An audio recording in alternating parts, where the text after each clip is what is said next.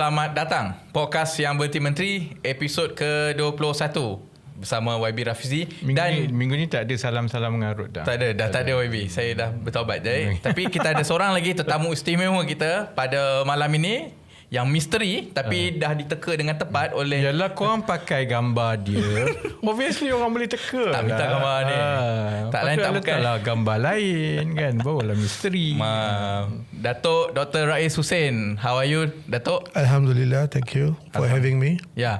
Jadi Datuk Dr. Rais Hussin adalah ex kepada ahli Bersatu Supreme Council.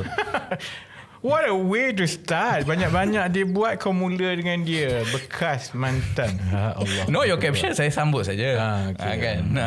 Cuma kalau saya boleh start lah, Doktor.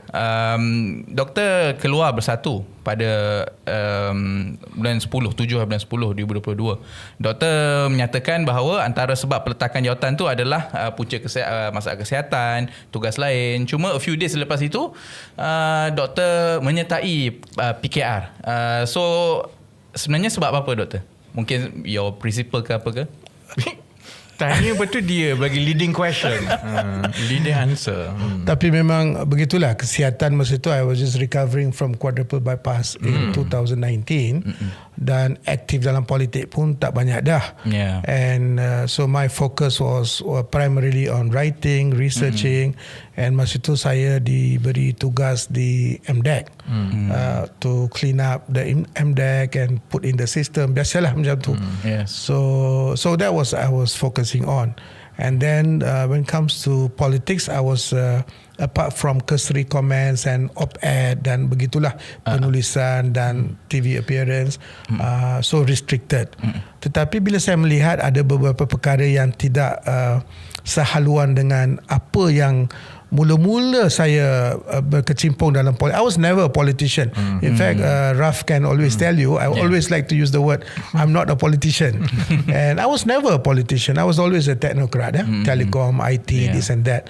Masuk tu tahun 2015 for the first time when Tan Sri Mohidin was sacked. And that was the time that interest in politics came about. Tapi more on the administrative, setting it up, the constitution, the logo, getting people galvanized and support and strategy and tactical, macam itulah. Tetapi masa itu get a lot of macam tu Mahathir at the time he was like reluctant to form a party. So tapi saya kata the only way to fight is to form a party, and the party must be a Malay based party, because any other party will be called as pengkhianat. And 5 principle lah: reform, justice, inclusiveness, moderation and progressive. So these are the core principle. So saya melihat pada masa tu that things are being is moving away and to become real politics, and then adalah banyak yang join the party at that time. So bila but at the same time I was talking to Datuk Sri Anwar Ibrahim on the political front, but the only thing that I said that politically I don't want to be active. Tetapi at that point of time I nampak 5 principle ni very congruent to PKR masa itulah. And therefore that's why I ni. Tetapi fast forward sekarang ni, this is cerita pelik. This is the first time I'm talking publicly, Raf. Okay. And I was never allowed to be active in party, PKR. Okay. And I was quite amazed that I'm not saying that I'm the best, I'm the good or whatever, tapi with all the experiences that I've have, takkanlah saya tak boleh contribute to the party. So bila saya cuba tanya mengapa, then the answer was, is a very interesting answer. This is from a very senior PKR even now in the position, and that person told me that dia ni ragu-ragu dengan you, Rais, because you were in Bersatu, you were fighting, you were Tan Sri Mohidin's man. I'm always somebody's man. Either Tan Sri Mohidin's man, Tun Mahathir's man, but for Tun Mahathir I'm Anwar's man. I pelik lah bila I jadi another person's man, padahal saya Rais Hussin kan. So that's why when I got to know that, I didn't play any role lah in PKR. And until today, that is the truth. Because that was presented to me, bukan seorang senior leader, but 3 or 4 senior leader yang mengatakan, you were too close to Tan Sri Mohidin, you were too close to Tun Mahathir, and therefore they were suspicious of you. I said, Astaghfirullahalazim. I took a real move to masuk parti so that I can play a role, not politically, maknanya not so much as a position, power, this and that, but more of how can I contribute to the party. Tapi that was put a stop. And this senior leader told me, bukan 2 kali, 3 kali, banyak kali, and different sources. So I kata, okay lah, I'm fated to be somebody else's man. Cuma another one before kita start segmen, Doktor. Doktor juga pernah bekerjasama dengan YB Rafizi waktu transition agreement untuk antara Tun Mahathir dengan Datuk Seri Anwar. Kalau Doktor boleh brief, kongsi. Yes, that is a story of PH 1.0 lah. Masa tu saya banyak berbincang dengan Izzah as well. And I remember in Pantai Hospital, while my wife is still in the hospital, about to deliver the baby, we were in a there's a particular coffee shop bawah sana dekat pantai, the Zionist Starbucks. So dekat sana we spent about 2 hours, close to 2 hours, discussing what is the way forward and making Tun Mahathir PM again. Why? Because I said that's the only way to bring out Datuk Seri Anwar, pardon this, that process semua lah masa tu. Sebab masa tu kita DAP doesn't want to accept Tan Sri Mohidin as the PM candidate, if you remember correctly, Raf. But at that point of time, this is the only solution that we've had. And later, next day or the day after, Izzah went to London to discuss that. So transition agreement was July 14, 2017. Tak boleh lupa because the next day my twins were born, and that night sampai tengah malam tu bergaduh dekat PKR punya office tu by everyone lah. And then Tun Mahathir kata, look, if that is the case, we will leave. Salahuddin Arwah, if you remember correctly, he got up. Dia kata tak boleh macam ni. He went a little bit, tak boleh macam ni. We need to do this. Then I asked, Masito, if you remember, can you give us a 15 minutes, 30 minutes break? We'll come up with the agreement. So masa itu, Raf brought up an agreement. I brought up an agreement. And dalam agreement tu adalah banyak yang sebelah ni lebih fokus on Datuk Seri Anwar, if you remember correctly, if you don't mind, truthfully kan. In my agreement, everything that Raf mentioned, pardon, transition, apa semua tu ada mention, ada dalam ni, tapi we also focus little bit on the a lot on the rakyat Malaysia. Why? My view is that this agreement will be leaked. In Malaysia, everything gets leaked. So I know it will be leaked. So that is why we suggested that. So Raf insisted to put 24 months. I said, do not put the 24 months there. I can't remember 24 months as in 2 years. Release of Datuk Seri Anwar. No. Become the PM. 24 months. Yeah. I insisted. Yes, you insisted. I said, please. Aku dah lupa sebenarnya. But I said, no, if you do that. Inilah sebabnya dia jadi open-ended tau. Okay, let me explain to you, Raf. Because I said that then he'll become a sitting duck Prime Minister.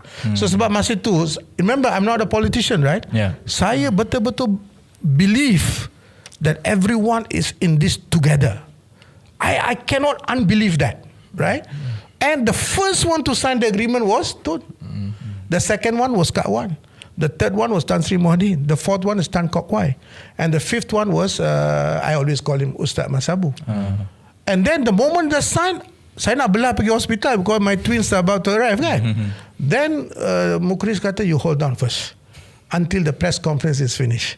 So once the press conference is finished, this time I tak tanya siapa-siapa, saya cabut. I was tiptoeing into hospital Pantai masa tu. Then my wife said, so you are here now. After all this, you are here now. Nasib baiklah the twins were not born yet and born the next day.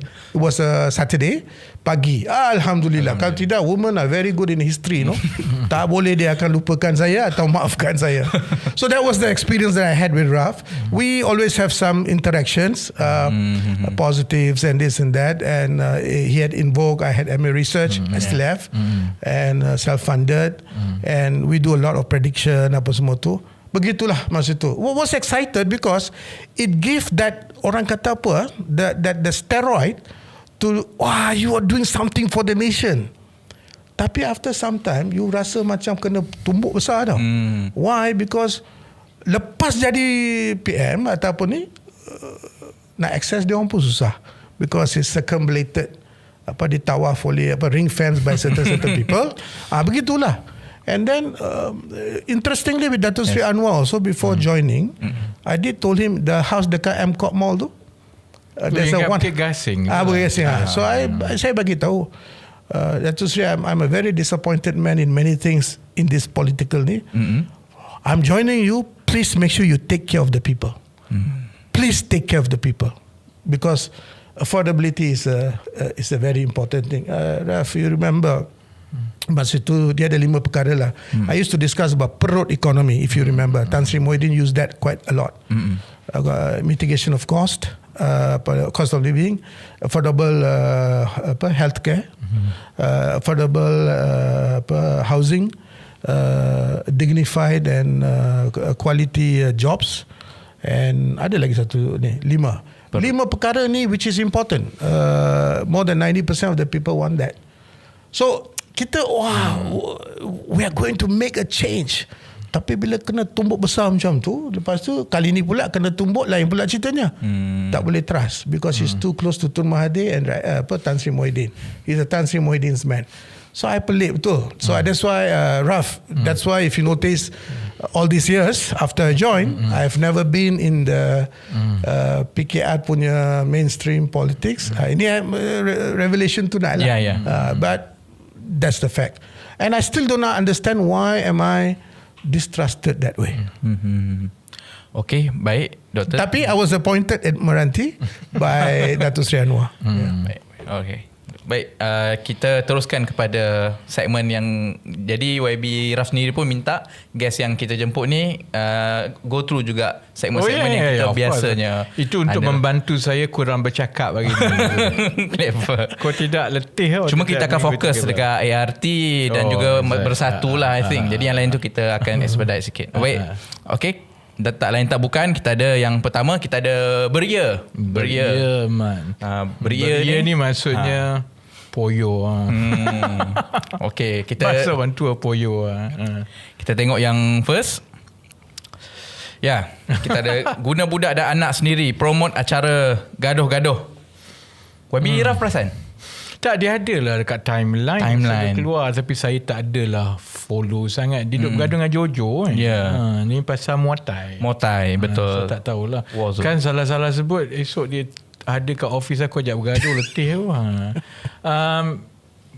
I think the rule of thumb is quite straightforward lah kan. Apa nama ni, yang bawah umur, yang anak ni tak boleh. Saya in my own case lah, some people mungkin suka lah dia jadi public figure, family semua. Saya, my greatest challenge is to hide my wife dengan anak, because they deserve a private lives, kan. Sebab yalah, kita, this is our job kan. Tapi masyarakat kita masih lagi belum berhati-hati bab itulah. Selalunya kita tak berhati-hati. Then this is actually to me crossing the line lah, kerana menggunakan and kalau program yang tak sensitif sangat tu tak apa. Ini Muay Thai tau, budak-budak Muay Thai semua. Tapi yalah, I suppose it's just of us me. So memang semua orang tahulah dia macam ni kan. Doktor, you're following. I saw that on my timeline as well. First I was shocked, terperanjat tengok Bukan terperanjat berut, terperanjat gorila tengok. Sebab budak-budak kan, it's too young to be ni. Kalau 18, 19, 20 pun tak apa juga. Ini is too young to start this thing. So again, in the context of today yang dekat sekolah semua celebrating the gangster, celebrating the nak bergaduh-gaduh ni, bully dan apa semua tu, maybe tak wajar lah. Itu pandangan saya. I will not allow my child, Kamal Hassan is here, but I will not allow him to do this because it is not something that you want for your child. Main bola tak apalah, badminton tak apalah, belajar tak apalah, kan? Tapi cara macam tu, apa orang kata peradaban timur tu hilang. And how do you nurture a children when you teach them to be like that in that? You saw that. I was shocked. I said, biar betul ni. Ni Warzone ni dia sebenarnya pertandingan apa? Pertandingan championship Muay Thai budak-budak. Mixed martial art. Mixed martial art. Tapi untuk apa? Untuk budak-budak. Ada kategori budak-budak. Yalah, dia, I mean, society has to accept kita ibu bapa kena tahu-tahu sendirilah. Whatever kita buat tu sebaiknya jangan libatkan anak lah. Anak kecil. And you know, MMA, they really hit your face, berdarah. Beria for Yusof Azmi. Baik. Beria. You go next, YB. Kita ada Abah PMX. Ini kena tanya Dr. Rais. How's Dr. Rais? Do you still keep in touch dengan Tan Sri Muhyiddin? Very much. And Tan Sri Muhyiddin ni is to me lah, on a personal level, he's a very good man. And I have no complaints about him. And semasa dia jadi Perdana Menteri, I have quite easy access to him. Alhamdulillah. And if you remember during his PMship, there was an issue that I cannot support and I was very much against it was 5G. Single wholesale network, which I believe it's a scam. And saya pergi jumpa dia a few times. Dia cakap, Rais, are you aware that this is we are doing this? I say, yeah, but it's a scam, Tan Sri. Give me 15 minutes, I will explain to you. And I explained to him why it was a scam. 5G single wholesale network was a failure in every country, in every territory and jurisdiction. Memang kecuali Brunei, but Brunei for their own peculiar reason lah, kecil 500,000 kan. So I always advocated multiple wholesale network. And when Datuk Sri Anwar became a PM, that was the only time lah I had a one-to-one session with him dekat apa nama ni, selepas tu completely ring fence. Tapi that was the only time. Met him in the parliament for about 40 minutes, and I explained to him again why we cannot do the single wholesale network. Of course, the problem was inherited, and Alhamdulillah he agreed, but he did dual wholesale network. But when it comes to execution, I was not happy because it was given to a company that shouldn't be given. Should have been given to either Celcom or Maxi. So lain cerita. Cambodian minister who came to Malaysia, he wanted to meet up with me because of the right things that I've done. Alhamdulillah, my op-eds went to Cambodia. So, and I started by saying that if people have brains, then they wouldn't go for single wholesale network. So the minister was shocked. At the time, Cambodia wants to go for a single wholesale network. And then I explained to them why. It was failure everywhere. Kenya lah, mana lah, everywhere. Rwanda, for God's sake. They did go to single wholesale network, lepas tu dia pulih balik multiple wholesale network. Tapi Malaysia kita masih persistent. Thanks to some guy known as Zafrul lah. But Tan Sri Muhyiddin was willing to listen, and he's very calm and composed person. Dia tak mudah melata. So those are the things that ni lah. Of course, I did not agree about the takeover of the government. That's why in fact, if you remember, 3 or 4 days before those things happened, I was in BFM and I pleaded that it should not happen. Tapi it happened lah. But he's a good man. So ni macam mana ni dia beria nak jadi PM balik ni? Confident Tan Sri Muhyiddin. For this context, tak boleh jadilah kot. So macam ada saya. My comment lah. Ini orang yang baik dengan Tan Sri Muhyiddin. How are you going to navigate this? Tan Sri Muhyiddin. My view is this. Please don't write him off because he is a very cool and composed person. Satu. Keduanya, Raf, you know, you've done with Infoc and I've done with MA Research. MA Research have good accuracy when it comes to election prediction outcomes. Kan? The last 6 state tu 95.6% accurate. When Terengganu kita kata 0 tu ni, we got it right. Gonna whack lah sebelum tu. Our friends in UMNO was whacking me left, right, centre. But it was the truth. The numbers are showing that this Perikatan Nasional, don't write them off. Especially the Malay belt. And don't write them off. And so kira beria ni kira maaf tak boleh beria lah. Wajarlah dia beria. Wajar dia beria. Yalah, so sebab Dr. Rais kata gaya macam Tan Sri Muhyiddin ada peluang untuk jadi PM. The numbers are showing that. And unless the other start doing things that they're supposed to do. So if they do what they're supposed to do, right? Yeah, but PAS is not supporting him. Okay, that PAS doesn't want him to become Prime Minister. So macam mana kalau the strength of PN sebenarnya daripada Malay Belt and Bersatu bergantung kepada PAS. Jadi bila PAS memang quite clear sekarang nakkan Datuk Seri Hamzah dan bukan Tan Sri Muhyiddin, how is that going to work out? PAS ni normally will shift dia punya decision making as and when it is required for them. Dia menghalalkan cara kan. If you remember, PAS ni pagi halal, tengah hari haram, petang halal again. So and the story about PAS disagreeing to Tan Sri ni comes through either grapevine ataupun banyaknya Wan Saiful and Wan apa nama tu seorang lagi ni, Wan Faisal. Wan Faisal, yeah. So I'm not sure whether benda tu betul tidak. I think PAS will go for someone who they know will deliver. That is my experience with PAS. If the person can deliver and give that stewardship, they will go with them.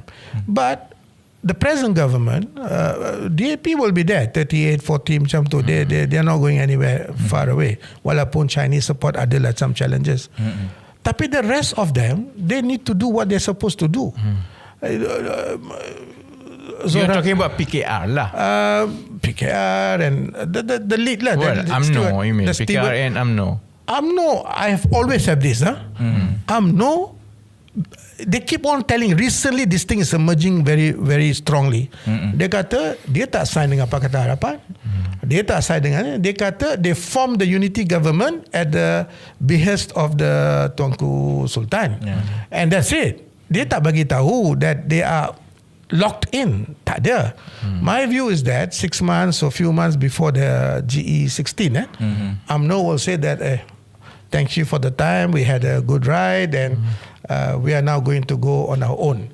I think that's what's going to happen because it's not going to be the way that we think it would happen. So maybe after GE16 discuss balik lah, depending on the result apa semua tu.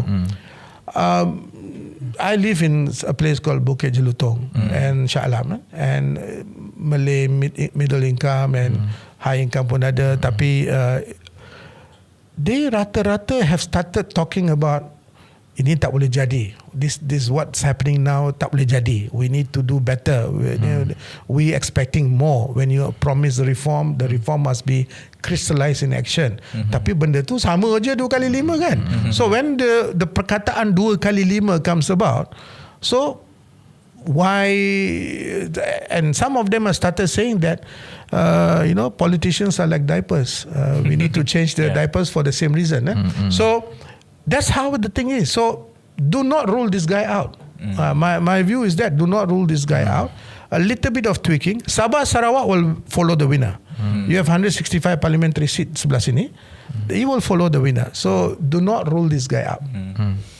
Pesanan untuk Wan Ahmad Faisal. Tak adalah. Interesting, this one Saiful, Mazli and Abu Hafiz.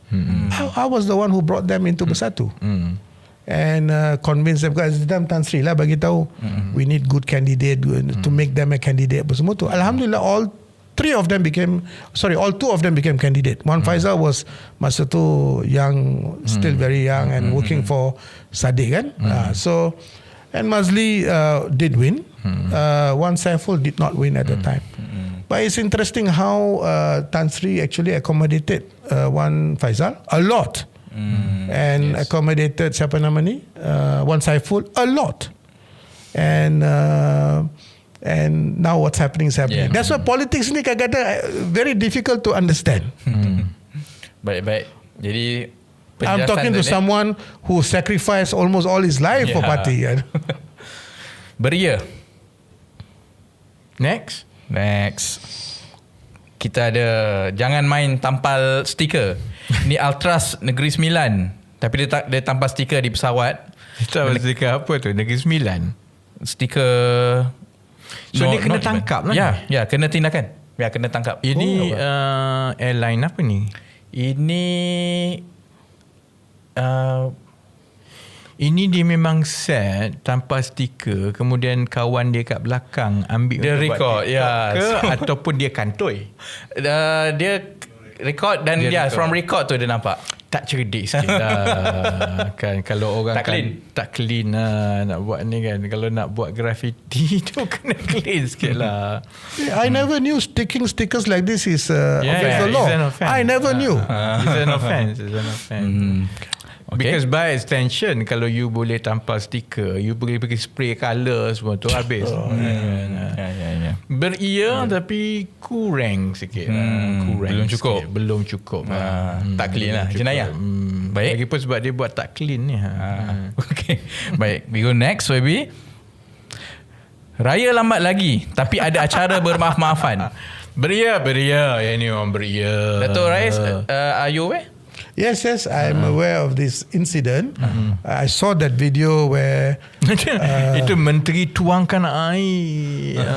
Pasal ada orang ambil gambar cantik jadi tuang air. Minister Nga telling like that, I will speak to your editor as well. Yalah, my first job was a journalist. I was a journalist in a paper called The Sun and then Star. Sun was a crime desk, which is good for politicians. I'm just kidding. Crime desk, and now after that I was in business desk. So banyak kali masa itu kena juga. Masa itu under era of Tun Mahathir. So politicians, ministers are demigod. So banyak kena macam tu. But now because of advent of social media and so on, you buat macam tu, kena lah. But I think the good thing is that Nga apologize. He entered the ego-free zone and apologize. Kalau kadang-kadang ada menteri yang very ego-full, tak nak kan, tapi yang ni nak tutup ni, dia minta maaf, okay lah. Saya ada pandangan lain sikit lah. Sebenarnya itu salah satu sebab kenapa orang Melayu ada suspicion dengan DAP. Sebab by the time Nga Koming minta maaf kan, you tak boleh nak salahkan rakyat lah. Yang some journalists say the same thing. Yang benda tu sebenarnya superficial. Because yang keluar, attitude yang keluar masa menegur wartawan semua, I will call your editor, single out utusan semua tu, itu sebenarnya a more truthful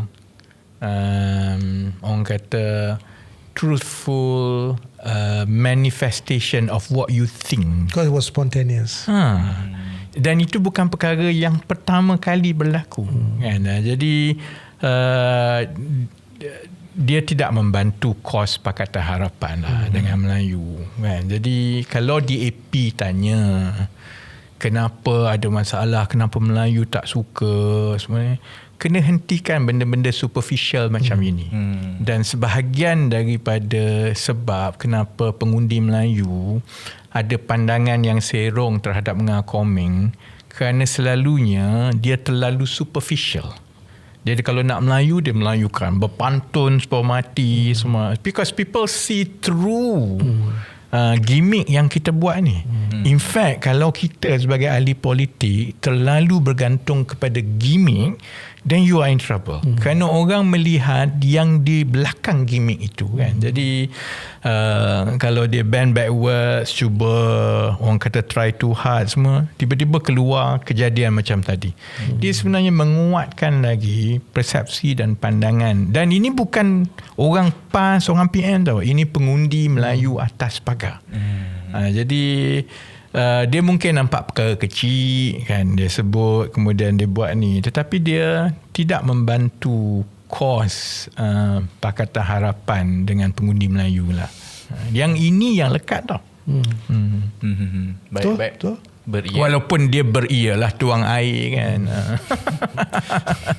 Baik baby. Okay, we go next.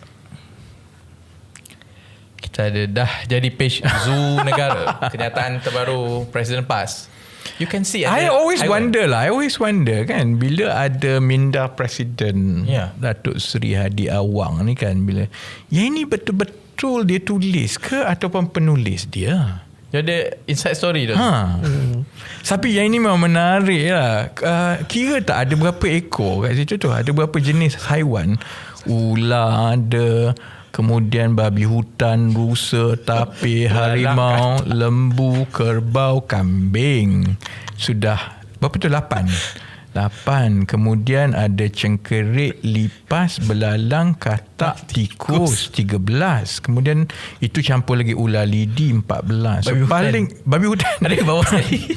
paling kurang ada 15 jenis dalam 5 perenggan. Actually tak habis lagi bawah tu. Ada lagi. Tapi kita screenshot atas. But interesting because Datuk Seri Hadi Awang ni, dia banyak suka gunakan perumpamaan binatang. Not only this time, even before this, binatang aja. Kerengga. So he likes to use animal. So you are right. We do not know whether it's him. Sebab dia ni suka banyak baca buku kitab. Ataupun there's some National Geography biased people inside his writing team yang tulis benda ni. Saya tak tahulah. Tapi makes, again, for once I would say that we have to be careful lah, because memang the perumpamaan ular lidi dengan anaconda ni is not too far from the truth, because you want to see from the size of economy, GDP, this, that, military power, semua tu, betul lah kita ni small. Yang kita dapat kapal yang baru ni 58 tahun, 58 years. Yang they wanted to scrap the from US yang Navy ship tu, and they were given to us. So betul lah anaconda giving the ular lidi. But that's why we need to be very careful. This agreement ni we have to be careful lah. I think he talk about the agreement. Yes, betul. Okay. Bawah tu we will go ada link nanti. Tapi kalau berdasarkan rekod minda Presiden PAS setakat ini, ini yang paling beria dengan binatang. Kan dia tak pernah sampai 15 ekor. Baik, cuma okey lah. Cuma saya tak tahulah ini Datuk Seri Hadi sendiri ke apa kan. Perumpamaan dengan binatang ni tak semestinya kena. Binatang ni tak ada akal. Jadi binatang ni survival of the fittest. Correct. Kan? Jadi kalau dia letak macam ini, katakanlah PAS menjadi kerajaan satu hari. Kalau dia nak terangkan tentang perjanjian dagangan Malaysia dengan China, takkanlah dia akan nak bagi perumpamaan binatang sekali lagi. Masa dia Presiden PAS tak apalah kan. Tapi kalau dia pemimpin kanan kerajaan, reported satu dunia pasal perumpamaan anaconda dan babi hutan, letih kita. Kan. Jadi sama ada ini ditulis ataupun minda Datuk Seri Hadi Awang sendiri, ataupun orang keliling dia, mungkin kena kurangkan sikit lah. Tapi dan kalau nak pakai perumpamaan binatang, carilah yang comel sikit. Kancil ke, ini babi hutan ni. Kerbau, kambing. Maybe for local domestic consumption kot. Kan, orang sini suka dengar macam ni. Baik. Beria baby. Beria. Boleh. Baik. Jadi I think kita habis yang kat situ. hari ni sebab ada Dr. Rais suruh dia rate lah. Tapi dia semua tak beria semua ni. Semua tak beria. Yang paling banyak dia pun tak beria. Nampak gaya macam Dr. Rais kata macam tak beria. Tak beria. No. I don't understand the concept of beria. So let Prof. Okay. Dia top 2 bagi saya lah minggu ini. Top 2 ialah zoo dan juga bermaafan lah. Bermaafan. Okey lah, kita bagi bermaafan. Means beria. Poyo lah. Sebab dia punya swing 180 darjah tu hebat lah kan. Daripada telling off dan terus kena minta maaf tak apa tau. I think memang wajar minta maaf. Tapi minta maaf dengan minum buat majlis makan dibayar oleh kerajaan ni lain sikit lah. That's what I tweeted. Kata ini boleh bagi makan tapi under his own expense. Not under the ini KPP. gayanya ni setiausaha akhbar ni menganjurkan majlis untuk bermaaf-maafan ni besar kemungkinan kerajaan bayar lah kan. Jadi agak beria lah. So yang ni aku bagi 4 bintang setengah. Tahniah. Kita ke segmen seterusnya. Kita ada segmen kedua iaitu standing order. Kita akan review soalan-soalan lisan dan benda yang di parlimen. Ya, dan benda tapi kita tak masuk satu lah minggu ni. Minggu ni yang awal-awal ni yang bising-bising. Tapi mungkin kita terlepas bukan yang kau bodoh aku bodoh, peguam bodoh lah. Ya Allah, aku ada kat situ masa tu aku dah give up dah, letihnya lah masuk parlimen. Sana jerit bodoh, sini jerit bodoh, kau bodoh aku bodoh, kau bodoh kau letih betul lah. Tak apa, YB dah cover tu. Dah cover. Okey, kita tengok soalan yang pertama dari Pulai. Minta Menteri Pelaburan, Perdagangan dan Industri menyatakan strategi kementerian untuk memastikan industri pusat data yang berpangkalan di Malaysia boleh menggunakan chip kecerdasan buatan AI yang berasal dari Amerika Syarikat seperti Nvidia dan China seperti Huawei Ascend di sebalik pertembungan blok ekonomi ini. Apa jawapan kerajaan? Kita ada Dr. Rais yang very background. Kita tak semak apa jawapan kerajaan. Ini hari apa keluar ni? Sebab ini dalam konteks yang semua perkara yang berkaitan perjanjian tarif tu, ini akan ada kesan lah kerana big impact. Dia memang perjanjian itu secara jelas menyatakan perkara-perkara yang bersabit dengan teknologi ini perlu dirunding dan dibincang dengan US. Kan? Jadi itu satu direct impact dia kepada chip mana yang kita nak pakai lah, terutamanya kalau China, Huawei ke siapa-siapa lepas ni ada chip yang standing. Tapi pandangan saya yang lebih berbahaya kepada Malaysia sebagai sebuah negara yang kecil macam kita dan masih belum berupaya untuk membina teknologi sendiri ialah persoalan tech stack yang belum lagi dibawa oleh sesiapa pun. Kita tengok China dengan Rusia kan. Bila berlaku pertembungan, antara perkara pertama yang blok barat tekan China ialah dengan menghadkan akses kepada teknologi. Tapi China tak apalah, dia ada kemampuan sendiri, maka dia boleh bina teknologi dia sendiri. Rusia pun sama.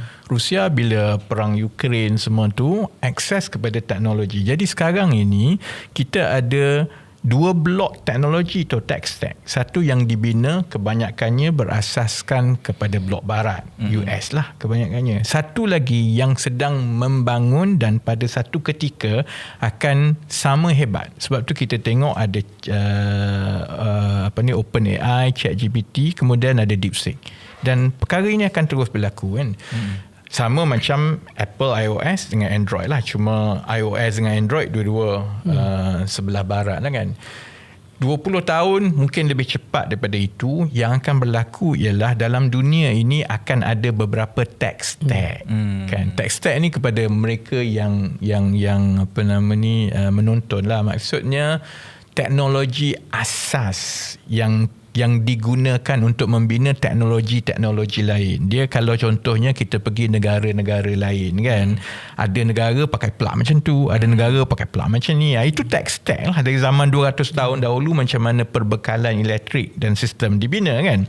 So sekarang ni sistem digital, ada tech stack masing-masing, ada yang barat, ada China. Kalau kita tidak berhati-hati melalui perjanjian itu, maka kita akan ada pergantungan kepada hanya satu tech stack. Bila bergantung kepada satu tech stack, maksudnya lagi kita diikat. Logically, negara seperti Malaysia sepatutnya agnostik pasal tech stack. Sama macam kita kan. Ada orang yang dia nak pakai Apple environment 100%. Baguslah. Tapi kalau jadi apa-apa, maka dia nak tukar tu, nak mula pakai Android semua, dia tak biasa tau. And sistem dia integrated around Apple lah. Ada orang yang laptop dia mungkin dia pakai MacBook, tapi phone dia pakai Android. So you allow different tech stack ni supaya kita menjadi as agnostic as possible. Pandangan saya lah, demi kedaulatan negara, untuk kita tidak bergantung dan kita selalu ada pilihan, sepatutnya kita agnostik dengan cara teknologi ni. Sama juga soal nuklear. Sebab itu dia bukanlah ada orang kata, alah kalau dah bagus tu US, kenapa nak pergi pasal teknologi lain. Itu pilihan kita lah mana kita nak pergi. Tetapi kita tidak boleh dihadkan hanya memilih satu, kerana pergantungan kepada satu sistem teknologi itu akan menghadkan kebebasan kita untuk membina teknologi yang lebih agnostik. Jadi yang ini saya tak tahu apa jawapan daripada MITI, tapi itu kesan jangka panjang 10-20 tahun akan datang lah. Do you agree with YB Raf? Mostly, and in addition to that, sebab I accommodated data centers di Park kan, and I follow the data center deployment di Malaysia. Pertamanya, kita tidak boleh memastikan, sebab data center will decide on their own. Kalau American originated data center, they decide what they want to use. If it's China or other country punya ni, macam ada some Singaporean data center, they will use what they want to use. But itu maksudnya, bila kita telah mengikat bahawa besar kemungkinan hanya GPU yang daripada US saja, pelaburan dan juga pemain daripada negara lain kata dia tech stack dia satu je, it doesn't fit into my tech stack, so saya tak boleh pergilah, saya tak berminat lah negara ni. So we have to be neutral. That's why I always talk about active neutrality kan. Kita perlu neutral in Raf kata teknologi agnostik kan. That is exactly what it should be. Sama macam dulu Ericsson kan 5G. Ericsson as if Ericsson is the best in the world. I'm not saying Ericsson is not good. Ericsson has been in Malaysia for very longest of time. Memang bagus dia orang ni. Tetapi there are other technologies available in the market, like Huawei, like other provisioning. So masa tu dia kata 5G apa, kita nak reduce the digital divide between urban and rural. Dekat rural ni siapa sangat yang pakai 5G? Kalau 4G plus pun cukup dah. 5G dekat bandar pun it's only the industry apa semua tu. So there was a lot of false narrative, kalau kata Trump fake news yang diutarakan untuk justify the 5G single wholesale network. So kalau coming back here, macam dekat Huawei, they were stopped from using iOS and also Android. They didn't stop that. They did the HOS, Harmony Operating System, very quickly. And I've interacted with Huawei banyak kali, and I've sat down with the vice president of Huawei R&D and science, and I found out that kita sibuk-sibuk, katakanlah one contoh ni, kita sibuk-sibuk dengan 5G. Until today that thing is not settled pun. We always talk about COPA, coverage of area tu, but COPA is not the right indicator. The right indicator is the adoption rate. Kita punya adoption rate is one of the lowest in the world. Tapi in terms of COPA, because every phone ni ada 5G, cover dah. Tak ada macam tu. So if you look at Huawei, cara dia buat in terms of technology apa semua tu, they are very, they know, they proactively do things. You ban, 6 months later they had the Harmony Operating System. And when I talked to them, I said, okay, now we are going in the area of AI. Macam mana? I said, then he was telling me AI, basic AI, then kita ada apa nama ni, generative AI, lepas tu agentive AI, and the last one he call it super intelligence, I call it self intelligence. In my book I've written about this as well. So this is the pathway. Then I ask, if the GPUs are restricted apa semua, which is going to happen, this was long before it happened, what are you going to do? We have our way. So maknanya dia dah preemptively know benda-benda ni akan berlaku. So in the context of Malaysia, we must continue to be neutral. Dia tak boleh, sebab kalau kita tak neutral, then we are restricting our inbound investment. Dalam ni agreement ni, dia disebut even inbound investment pun kita kena kena ada mechanism to check. Dalam teknologi, I think our Minister Gobin today talked about consult. So my question is, aku nak kahwin seorang, aku kena consult dia sebelum aku kahwin. Pasal apa pula begitu? Why should we consult a known a country like America who has never been in the best win-win situation for every chances are kalau ada teknologi yang lebih baik, contohnya daripada China lah sekarang kan, and there is a real rules of that. Dalam 10-15 tahun akan datang, teknologi yang mungkin lebih baik dan akan lebih baik daripada teknologi barat adalah teknologi China. Chances are kalau kita consult, tak boleh lah, US akan kata tak boleh. Jadi kita nak buat apa? Ataupun drag. Ataupun drag. And kalau kita tak setuju dengan mereka, they will invoke the clause where they have the right to terminate, and then they will impose tariff again. Then what is that reciprocity? That's why I said, ada orang tanya lah, what do you think of this reciprocal agreement? I said, this is the most unreciprocal agreement. Baik. Nanti kita semak tapi ialah jawapannya dah ada YB. Jawapan kementerian selalunya sangat general lah kan. Memastikan Malaysia kekal berkecuali dalam persaingan teknologi AI. Memastikan. Kita akan kata yalah, aku pun pernah jadi menteri juga dulu kan. Kita akan cakap kita akan memastikan lah. Dalam jawapan dia ada mention pasal the Silicon Vision. So dia kata pada masa yang sama Silicon Vision ekosistem infrastruktur dan inovasi seperti R&D chip AI melalui VC Silicon dan kerjasama dengan pemain global seperti ARM. Yes. Dulu MITI lah yang paling tak setuju tu dengan Silicon Vision, dengan sebab tu sebut Silicon Vision tak apalah. Okay. Tapi yalah, dia akan menjadi baguslah Suhaizan tanya soalan ni. Kerana soalan-soalan ini sebenarnya sepatutnya soalan macam inilah yang mencambahkan lagi diskurs dalam masyarakat, supaya kita jangan terima bulat-bulat tau yang dimaklumkan oleh saluran rasmi. Baik, okay YB. Kita ada another one question dari Pagoh. Dari Tan Sri. Yang ini tak apalah, bagi Dr. Rais jawab. Saya baca dulu Datuk. Pagoh minta Menteri Pertanian dan Keterjaminan Makanan menyatakan apakah strategi komprehensif kementerian bagi menangani inflasi makanan serta mencegah fenomena double burden iaitu kemiskinan dan malnutrisi dalam kalangan isi rumah B40 yang kini membelanjakan 71.9% pendapatan bulanan untuk keperluan asas berbanding 64% T20 demi menjamin akses makanan berkhasiat. Kalau saya mak sabu, saya tahu je macam mana nak jawab. Tapi tak tahu apa jawapan mak sabu lah, Dr. Rais. This keterjaminan makanan has been my favourite subject for the last 4-5 years. Saya banyak buat penulisan dalam ni, tapi I have given up di Malaysia. Why? Because I always say that food security is a big issue in Malaysia. You know chili? Chili. Kalau di Malaysia, kalau kita tak makan, kalau tak ada cili, kita mati. Cili itu is everywhere. Sambal ke, kari ke, kuah ke, semua. Tapi we import 73% of our chili requirement. Beras, kita declare 61%, 62% self-sufficient. Sebab tu kita orang duk suruh orang tanam cili secara besar-besaran. Sebab it doesn't make sense. Negara yang banyak makan cili, kita import cili. And chili is the easiest plant to grow. Because our ground is terra rosa, very fertile. Padi kita kata 62% self-sufficient.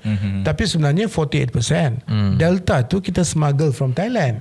Ini semua data yang when I was an advisor dekat Menteri Pertanian, where all my advisors was not listened to lah. And then the third one is seed self-sufficiency. Benih. Do you know what's our seed self-sufficiency? 17%. 17% saja seed ini kita self-sufficient. Yang lain tu kita import. Segalanya bermula daripada benih. And kita benih pun kita import. So this is a real serious problem. And unfortunately menteri berubah, kementerian dinama cara yang baguslah, keterjaminan makanan, agriculture, asas tani. Itu aku yang letak nama tu. Keterjaminan makanan, which is a very good name. But Mas Abu mungkin tak puas hati lah kan letak nama keterjaminan makanan. But that's what it should be doing lah. But the results are not there. That's the problem. Apa yang macam when I was in that agency, I tried to bring some changes lah. Macam dekat India. Let's take India as an example. They have 1.4 billion people. Right? And dia orang makan beras ni 3 kali ataupun 3.5 times more than Malaysian, average Malaysian. Dia mula-mula dia ada gunung Everest. Lepas tu kuah apa semua tu dia makan. Banana leaf. Then gunung Kilimanjaro dengan yogurt apa semua tu 3.5 times more than us. But do you know they export 25 million metric ton every year. Every year. And cara dia orang buat tu bukannya very sophisticated. Automation, mechanization and IR. Itu saja. I went to the place called Telangana dengan Hyderabad, tengok mata kepala sendiri. Nak bawa masuk dia orang sini punyalah payah dengan all this bureaucracy and so on. So this is a serious issue. Very, very serious issue. Dan dulu we talk about B40, T20 and so on. I do not know why people are still talking about B40, T20. Sebab bagi saya, when kita buat kajian di MA Research, B40 sekarang ni jadi B70. M40 jadi M20. T20 jadi T10. Sebab after the COVID dengan economic journey crisis, a lot of people slide down the knee. And I think Raf also have spoken before that this classification may be archaic and needed to be changed. So I think this is a big problem. This must be ini. And if we continue to rely on import, katakan ringgit jatuh, koyak kita. And the one who's going to be hit hard is the B70. Sebab sekarang ni saya pergi ke grocery. Dulu saya tak tengok bil lah. Sekarang saya tengok bil lah. Apa yang troli tu, dulu sepatutnya dalam lebih kurang 300-400 ringgit. Sekarang ni 700-800 ringgit. And I ask them, hey, I'm buying the same thing. Why is it so expensive? Kata Tok, so I always go to the place. Tok, harga barang dah naik. Whether it's kiwi ke, even buah-buahan tempatan pun, pisang berangan pun naik. So this is a very serious issue for the next government, for the next election. Somebody who can address this food security will have a better chance of winning. Cuma yelah soalan ni pasal food security dengan malnutrition. Ialah bagus sebab Tan Sri Muhyiddin bawa perkara ini difokuskan. Cuma malnutrition ni memang Malaysia, kalau untuk kanak-kanak bawah 12 tahun, I think Malaysia adalah antara yang paling teruk di Asia Tenggara. But saya rasa is soalan ini ditanya on the hypothesis bahawa keluarga miskin tidak mampu membeli makanan. That's basically hypothesis kan, which is not necessarily accurate, I think. Sebab kalau kita tengok, dia ada faktor-faktor lain yang juga mempengaruhi. Sebahagiannya ialah faktor sosioekonomi, oleh kerana banyak ibu lah sebenarnya bekerja sekarang. Jadi anak-anak ni dia tak makan perfectly tau, lunch semua. Sebab bila ibu bapa bekerja, lepas sekolah tu dia kena pandai-pandai sendiri. Dia tak macam zaman saya dulu, bila mak kita full time housewife kan, makan tengah hari tu memang dia masak betul-betul. You makan nasi betul-betul tau budak-budak. Sekarang and then juga ialah ada juga gaya hidup budak-budak ni, dia suka makan jajan lah, junk lah, dia makan oden ke apa, fish ball lah semua kan. Sebab itu kalau ikut daerah, daerah yang paling teruk bantut ni ialah Putrajaya. Putrajaya ialah household income paling tinggi tau di Malaysia. So part of the reasons, like my guess, ialah sebenarnya kerana lifestyle. So then we have to figure out kerana selain daripada isu kos sara hidup, harga barang mahal ni betul. Tapi kalau kita tengok model di Putrajaya, walaupun sebenarnya pendapatan isi rumah tu lebih tinggi daripada tempat-tempat lain, tapi insiden bantut, stunting paling tinggi juga di Putrajaya. So my guess is kerana kebanyakan orang di Putrajaya contohnya ialah dua-dua ibu bapa bekerja. Jadi dia habis sekolah. And I know my son sekolah Putrajaya sebelum ni kan, bila kita observe dia kadang-kadang habis sekolah tu dia kena pandai-pandai sendirilah sebelum dia nak pergi sekolah agama ke apa. So it's not a proper meal. It's that bit yang lunch kena proper meal semua itu yang dia jadi double challenge. So the double burden ni bukan saja soal kemiskinan and malnutrition, is actually double challenge to make sure that they eat exactly what they should be eating for the nutrition. Kalau tidak, then you have a problem. So tapi yalah, we don't hear it enough lah. Saya ingat dalam kajian ada je jawatan kuasa yang bentangkan laporan semua tu, tapi saya ingat soal malnutrition ni yang lebih berminat mungkin doktor-doktor je kan. Jadi then doktor-doktor pula daripada kesihatan ke apa, dia banyak masalah penyakit lain lagi. I mean the fact that anak-anak kita, our younger generation ni is facing malnutrition, whether because of cost of living or whether because of socio-economic reason macam itu, dia belum escalate ke peringkat negara lagi lah.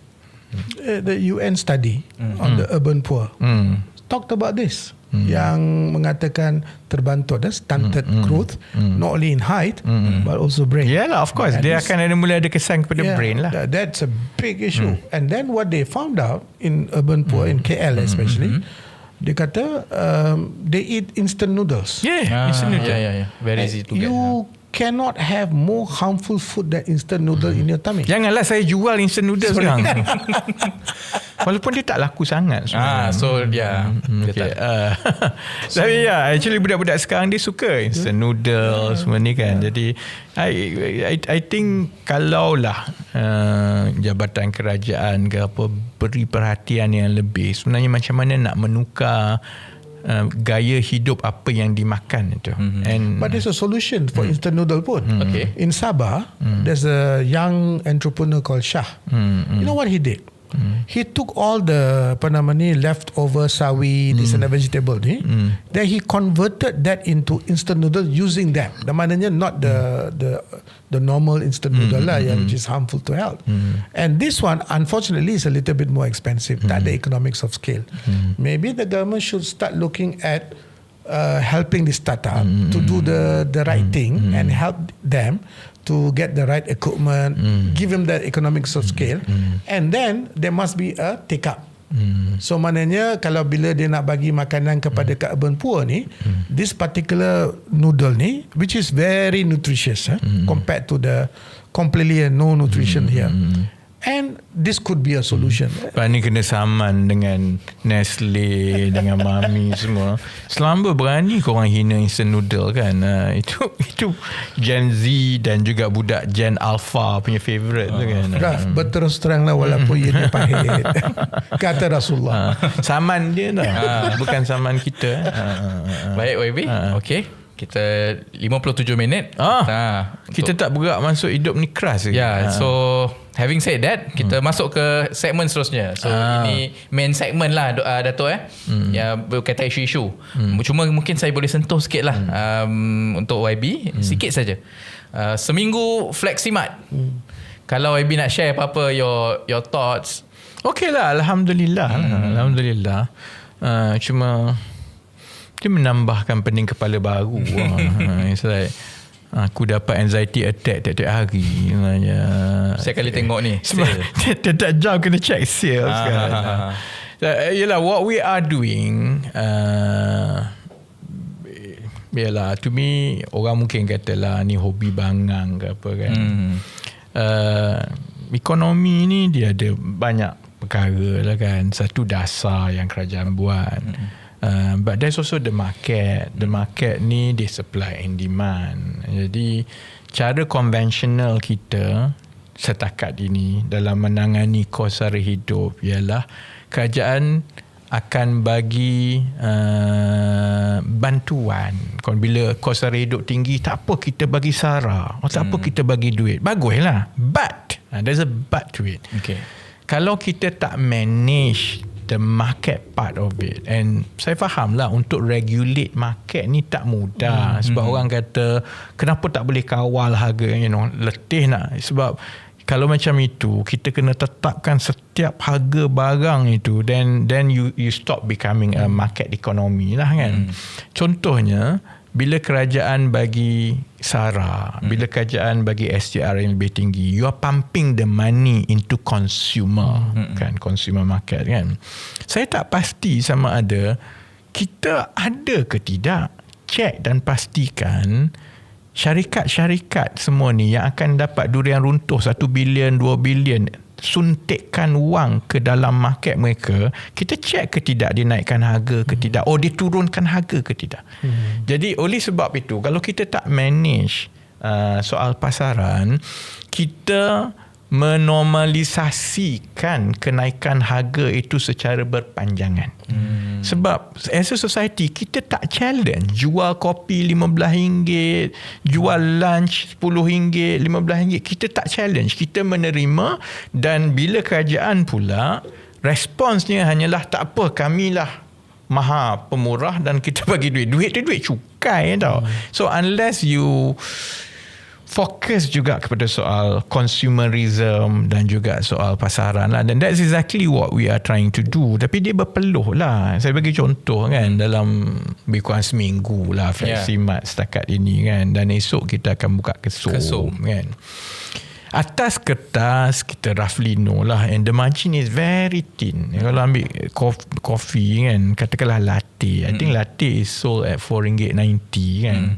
Cost dia lebih kurang RM4, 90 sen. On paper 90 sen out of RM4 is not too bad lah. It's almost nearly double digit punya margin. But and setakat ini lepas minggu, terima kasih rakyat Malaysia, memang baik. Maksudnya the foot traffic yang masuk semua tu paling kurang 400 orang sehari masuk, which is banyak tau for kedai runcit. 400. Tapi saya faham lah, kerana 400 kalau you jual kopi satu cup tu, you hanya dapat dalam 90 sen. Kos dia RM4, jual RM4.90 sen kan. Kalau 400 tu baru dapat berapa? Contohnya kan, berbanding dengan contohnya ada syarikat biasa, compare kedai biasa, kos dia RM4, dia jual RM12. So maksudnya kalau margin tu berbanding 90 sen margin satu cup, berbanding dengan kompetitor jual satu cup tu, kalau kos RM4 dia jual RM12, dia punya margin tu RM8, which is 10 kali ganda. Jadi dari segi itu, Alhamdulillah dari foot traffic tu memang saya berterima kasih kepada semua lah, dan nampaknya dia menyatukan rakyat Malaysia segala parti. Dan because kita tengok semua reaksi dan semua ni yang pergi tu semua ada, PKR pun ada, Bersatu pun ada, PAS pun ada, UMNO pun ada, Cina pun ada, Melayu ada, India ada. So maksudnya sambutan, kalau kedai itu harga rendah memang mendapat sambutan. Cuma we have to see lah sama ada finally dengan that kind of foot traffic dia masih lagi boleh memberi pulangan berdasarkan konsep perusahaan sosial. Sebab untuk scale up, saya nak kena buktikan dengan harga macam itu, dia masih boleh beri pulangan antara 4 ke 5% setahun kepada penyumbang capital, equity partner, dan barulah equity partner tu rasa betul lah, daripada saya letak duit saya dalam bank, saya dapat 3.5% atau tabung haji ke ASB, lebih baik saya bersama-sama mengusahakan jadi capital contributor kepada satu social enterprise, because I get the best of both worlds. My capital, saya dapat return yang setanding, tapi dia membantu rakyat, harga lebih rendah, bagi kerja, semua tu. That setakat inilah seminggu, teori itu masih lagi kekal, masih lagi terbukti. Cuma baru seminggu. Itu yang aku kena anxiety attack tiap-tiap hari tu kan. Tak ada orang kan. Ataupun orang masuk tapi tak beli kan. Jadi but let's I want to go through it. Sama juga dengan kesum, bila kita jual nasi, minyak, ayam masak merah RM4.9. Jual nasi lemak RM4.5 macam tu. Semua bawah RM5 semua kan. Orang belilah, dan saya sebenarnya kalau melihat kepada Fleximat, saya rasa memang ramai orang. But the margin tu is too thin. Dan tapi yalah, kalau kita tak buat macam itu, dia tak boleh jadi a message to the market. Sebab sebahagian daripada niat kami lah ialah untuk membuktikan bahawa you have to challenge the status quo.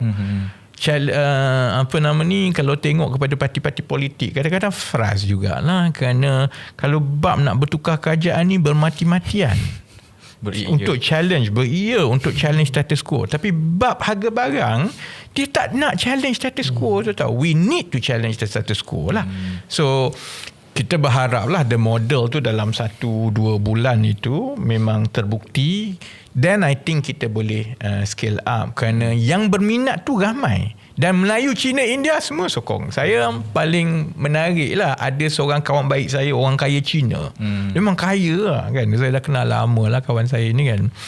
Dia tak minat politik ni tau. Dia mengacau aku, tanya, bila lagi nak buka kedai? Bila? Saya, apa kena dengan kau? You millionaire. Ini buat apa you berminat? Dia kata dalam Buddha, bagi makan orang pada harga yang murah itu sangat cukup baik. Aku dah tua. Which is true. Aku dah tua. Aku nak tolong. So kalau you can prove this, I'm willing to put my money. Because I'm old, dia kata. You know, there's no point of all this money. Kalau nak bagi charity saja, dia kata charity yang paling baik ialah sustainable dan bagi makan orang pada harga yang murah. Jadi the interest tu banyak. So I'm quite positive kalau contohnya the model can be proven in the next 1 or 2 months. Then I think we can start pushing for more supaya we challenge the market. We challenge the status quo pasal harga, pasal food inflation semua ni lah kan. So sebab tu dia tak boleh buat style kerajaan, buat kedai rakyat satu Malaysia semua. Dia model isu mesti boleh berdiri atas kaki sendiri. Then it's financially sound, operationally sound, sebab dia memang mendapat tempat di kalangan rakyat. Dan pada masa yang sama, operasi itu baik Fleximat ke baik Kesom is so efficient that you can operate at that very thin margin and really rely on volume. Tapi yalah, kita tengoklah macam mana kan. Cuma penat. Ini hari ni aku tak check lagi berapa ni. Okay. Kita better than yesterday doesn't mean it's good. Okay. So memang ini semua muka Haziq pun banyak membantu dekat Kesom. Saya bagi tugas semua dia orang ni kan. Dia kena double up. Yang ini buat kerja tu, ini 2-3 semua dah serit dah. Tadi ada seorang budak tu kata serit dah, lepas ni aku tak nak buat kerja ni dah. Kan. So but kepada yang menonton, I think it has been a wonderful 1 week for me lah. Kerana actually orang Malaysia ni boleh bersatu hati tanpa kita campur aduk politik tau. Sebab bab ini memang betul. Saya selalu dapat komen-komen, saya tak sokong YB, tapi ini saya sokong. Kan? Aku nak kata tak payahlah cakap tak sokong aku. Bukan pergi je lah kat kedai tu. But you know, as a social experiment so far, dia melangkaui expectation saya lah. But we'll see how it goes lah in the next few days. It's all about affordability. Affordability. The moment it is affordable, good. Tapi takut tak affordable for us lah. You know, arwah ayah, one of the things that he has a shipping forwarding company, then juga a retail shop. So I always see him how he does business, because I always tell him, retail ni masa kecil-kecil lagi. I was a businessman since the age of 13 or 14. I jual nasi lemak, then I actually have my assignment copied, and I charge them 50 cents, and from all the money I then give. Is that legal? It's illegal. But on top of that, of all the money that I collected from nasi lemak business and copying assignment business, I actually become along. I gave money to loan and dapat ni. Then from 5, I think there was a hadis mengatakan riba is one of the, then I kata semua halal. Macam tu. So I went through this cycle with my father, and dia punya retail secret is very simple. Dia kata it all depends on competitive sourcing. How do you source your things that you are reselling in the retail front. And macam orang biasanya, the lorry or whatever comes and send dia punya barang, and then they take. Tapi in my father's case, he goes to KL almost every day. So dia pergi KL, the shipping forwarding business kan, dia pergi KL, dia pergi tempat yang dia boleh ambil yang wholesale yang macam lagi-lagi murah. So then he widens the dia punya margin lah, and very efficiently run lah. You know, Mama Putra, kedai Mama ni dia very particular. Macam drinks, I'm surprised it's 90 cents margin, because kalau you tanya any typical restaurant owner, no, this is barista coffee. Barista. That's fantastic. Barista coffee 490, which is sold tempat lain RM12 because you know the coffee bean itself sebenarnya satu cup tu lebih kurang RM1 tau. The coffee bean itself, so you campur lah semua yang lain, campur. That makes sense. Yeah, that makes sense. Because so that's why orang lain jual basically 200-300% margin lah kan. True. Okay. I will go. Where is this located? Shah Alam dekat section 7. Okay. Tapi ada satu benda lah yang kita tak terfikir langsung lah. I mean it's good lah. 1 week, 1 minggu yang lepas ni dah bagi banyak perkara yang saya tak tahu nak fikir langsung lah. Kumpulan pengunjung paling besar lah. Kita ingat sebab kita buka dekat section 7 tu dekat dengan UiTM. Kita ingat pengunjung yang paling besar ialah student. Tak lah. No. Pengunjung paling besar ialah couple-couple Melayu tua.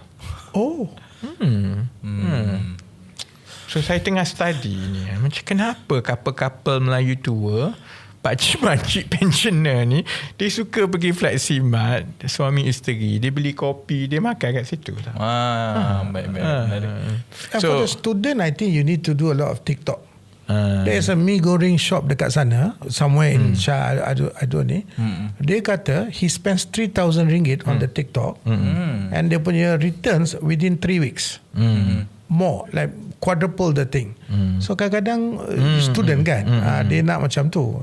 Lagi-lagi nowadays generasi Alpha lah, Z lah, macam-macam kan. So they TikTok ni. So maybe lah. Yelah, we are studying the behaviour lah. Sudah masuk, bukan sudah masuk, dia banyak, tapi itu memang given lah. Itu tempat UiTM kan.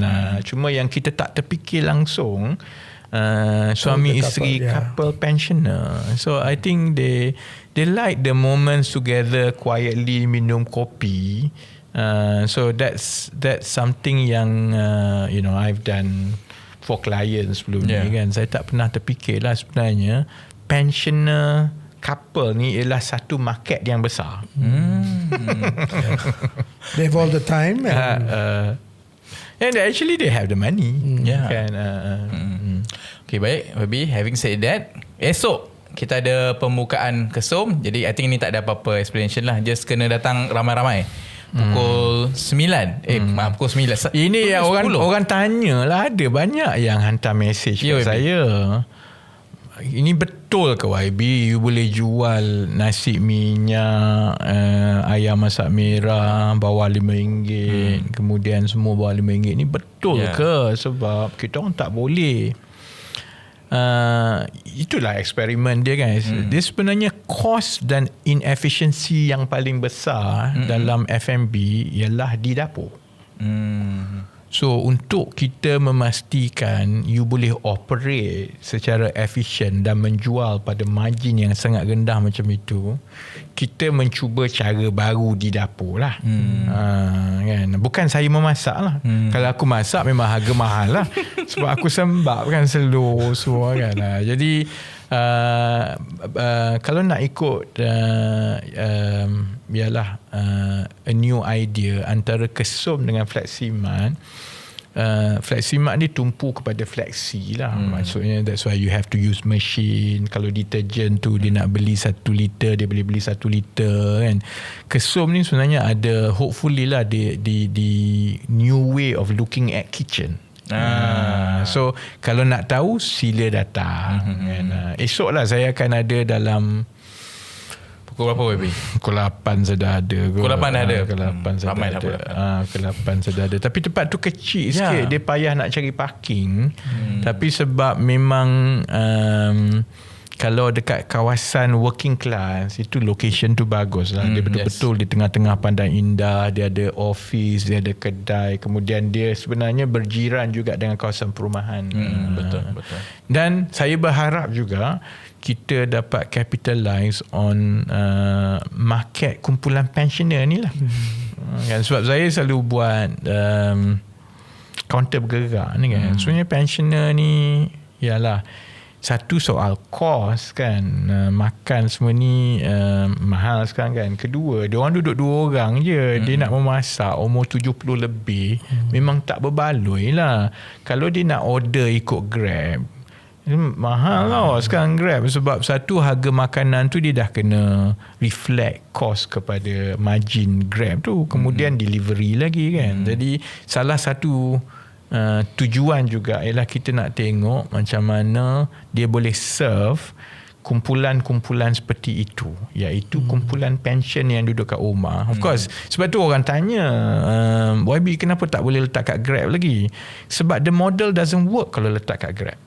Sebab Grab functions rasanya lagi tinggi harga tu, lagi banyak margin dia. Jadi kalau harga barang makanan tu terlalu rendah, dia tak berminat pun, ni tak ada margin untuk saya kan. Jadi takkan kesum kita buat nak jual nasi lemak RM15 dan dia tak membantu orang lah. Jadi sebab itu delivery tu, okay, we will figure out how to do delivery later on. Buat masa sekarang ni, dalam sebulan pertama ni kita nak make sure kan yang operational tu dia betul-betul efficient, kemudian it gives the margin and it gives an indication sebenarnya volume macam mana. Macam Fleximat, kita roughly tahu tiap-tiap hari memang ada lebih 400 orang masuk. So at least we know the foot traffic is there lah. We want to see the same dekat Kesum.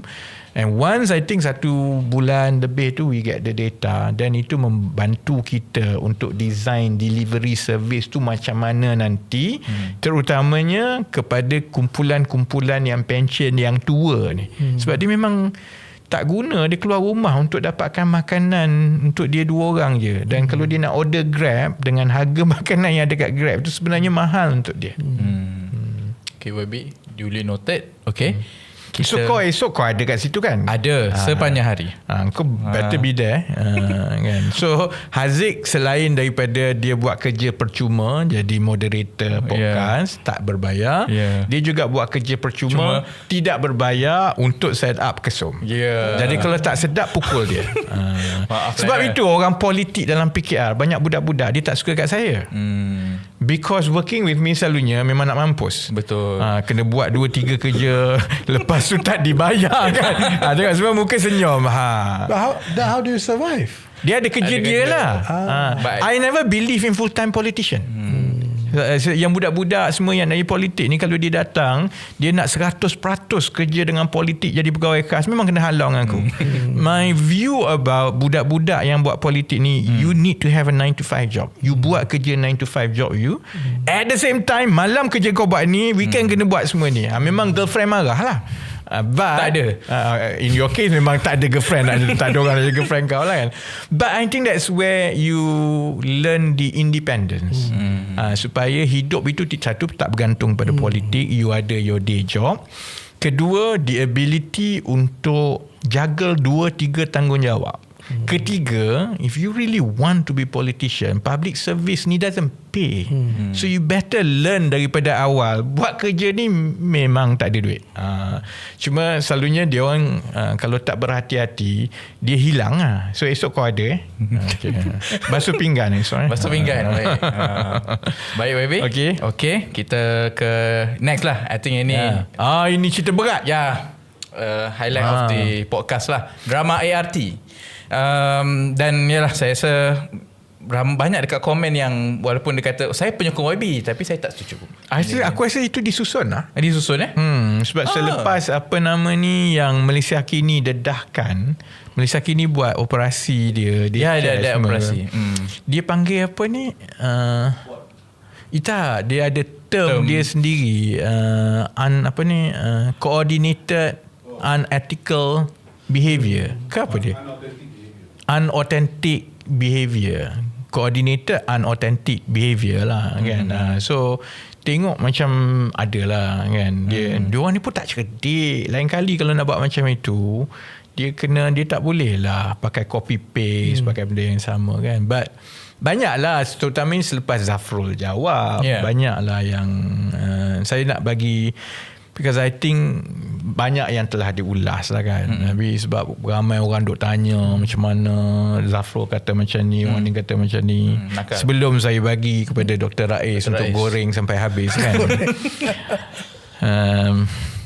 Ialah setakat inilah kan, jawapan kerajaan itu sebenarnya bersandarkan kepada satu asas saja, iaitu trust me bro. Bab tu aku bimbang. Zafrul pun kata trust me bro, ini kita buat ni kita akan boleh tu. Gobin pun kata trust us. Semua ialah kepada penyokong kerajaan. Sentimen trust me bro ni boleh lah kan. Sebelum saya jawab pasal Cambodia, pasal yang lain tu kan, cuma dari segi teknik dan strategi menangani kebimbangan rakyat ini, saya rasa kerajaan kena lebih sophisticated daripada trust me bro tau. Sekarang ni trust me bro kan. Jadi masalah kerajaan lah sekarang ni kalau berkaitan dengan perjanjian ini, teks perjanjian tu ada. Jadi orang baca. Jadi bila orang baca, dia secara jelas sebut satu-satu, dan logiknya ialah kita kata, jangan kira semua tu sebab kami hebat, kami boleh. Kalau ada semua itu, nanti bila kita runding, kita boleh runding. Orang kata kalau kamu boleh runding dengan baik, tak adalah jadi macam tu in the first place. Dan sekarang ini dah tulis, cast in stone perjanjian. You want us to believe that kalau US mula tekan menggunakan perjanjian itu, you will be able to manage it. Itu saya rasa where government misses the point. Dan kalau tengok kepada soal perjanjian tarif ni kan, ialah pembangkang memanglah kerja dia membangkang, dia sebutlah ini itu sebagainya kan. Tapi the disquiet tu bukan hanya pembangkang, tak disquiet, dia bising kan. Tapi yang saya lagi bimbang ialah the disquiet di kalangan rakyat biasa.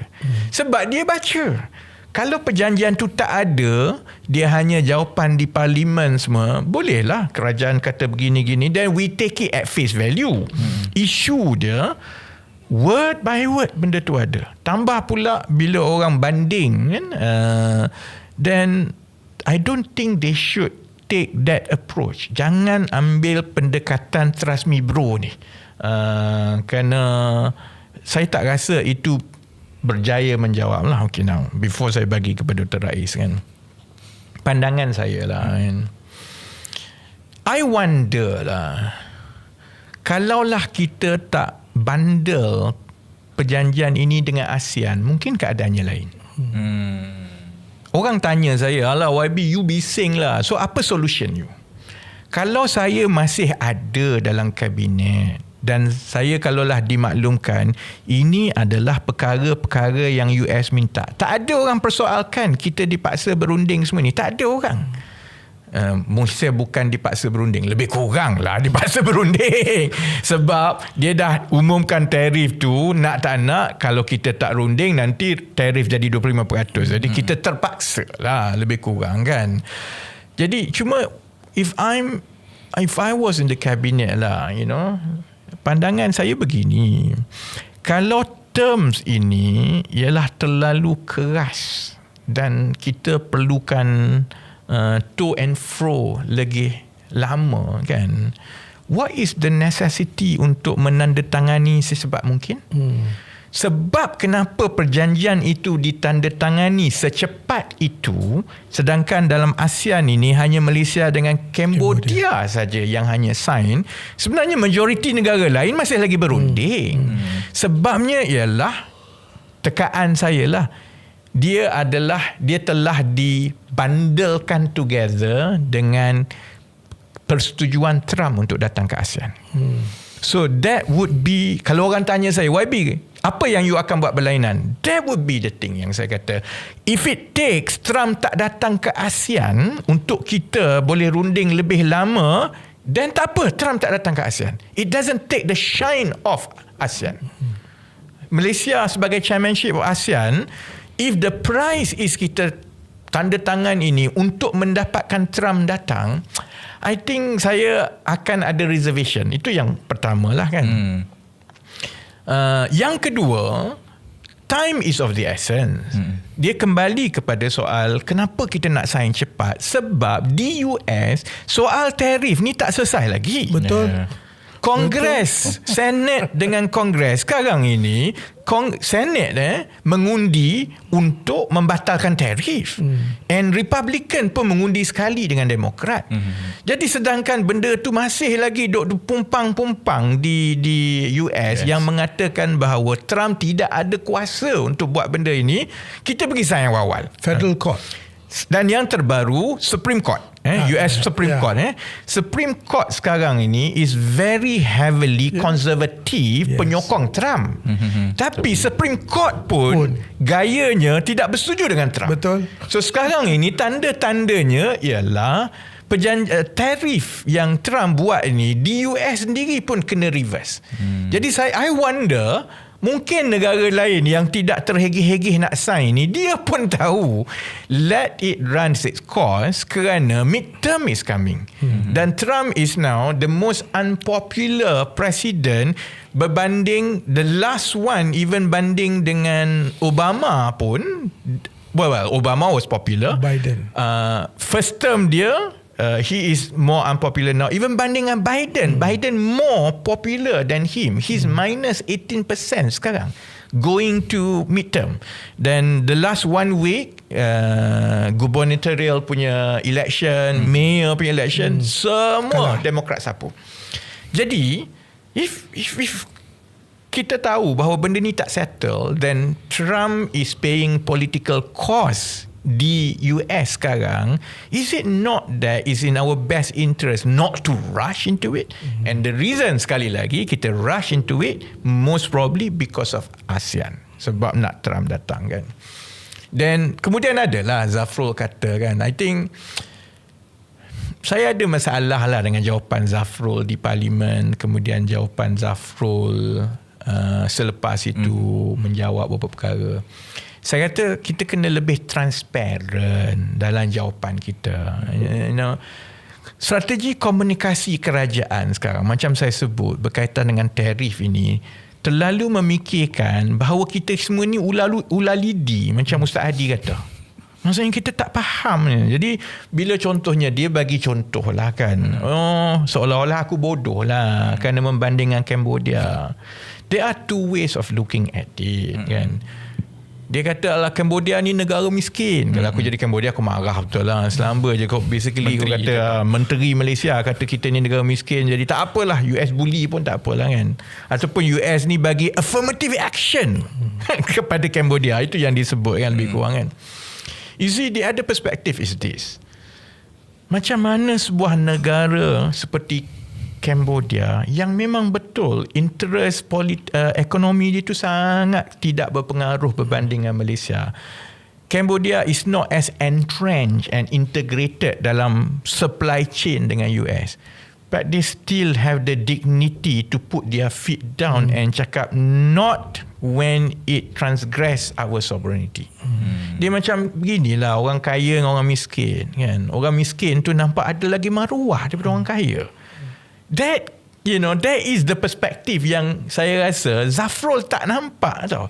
Jadi bila dia kata jangan perbandingan ni salah, Malaysia ni negara maju, negara kaya, Cambodia dapat macam itu, dan sebab kononnya lah US tak pandang sebelah mata lah, dia ni tak penting. That's not true. That is kedaulatan. The fact that whatever we are, tak kisahlah kita ni miskin ke kaya, we will stand our ground. Kan? And if Cambodia can do it, and Cambodia is not even entrenched or not that important to US berbanding kita. Take us for example kan. We ship at least 13% of semiconductor to US. US punya supply chain depends quite a lot to us. We are quite important to US in many ways in this region. To balance our strategic location, Selat Melaka, and to Muslim world. Takkanlah kita langsung tak ada leverage dengan US. We have leverage. And kita import a lot daripada US, terutamanya data center, services semua. Because this is, one of the top countries di ASEAN as far as US is concerned. Jadi takkanlah dengan segala yang kita ada itu, kita tak ada leverage dengan US. So those are the things yang saya ingat saya tidak bersetuju lah dengan penjelasan Tengku Zafrul tu. And then we have to be careful dengan the number and be transparent. Zafrul kata berjuta orang akan hilang kerja kalau kita tak sign ni. Tak betul. So ambil contoh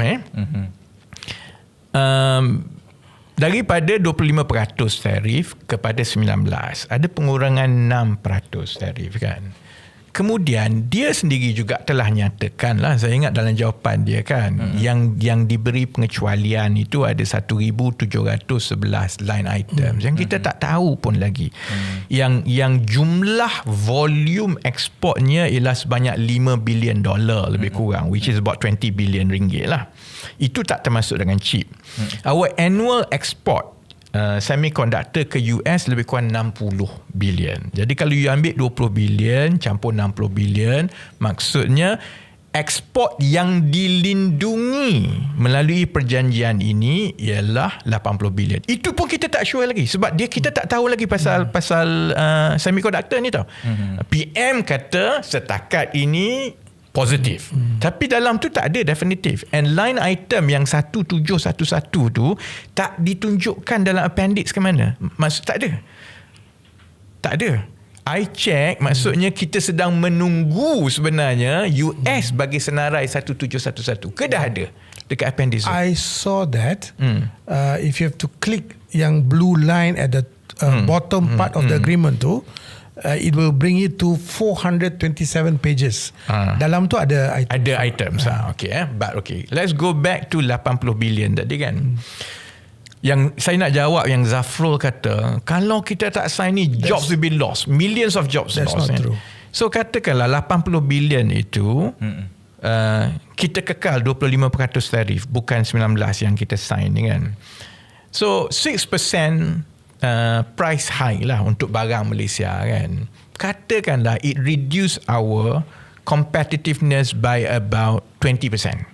Itu pun daripada 6% price difference, basically kita hilang 20% market share lah. Even then it's not necessarily true because we are so entrenched in the supply chain. But katakanlah you ambil 20% lah. That's 20% of 80 billion.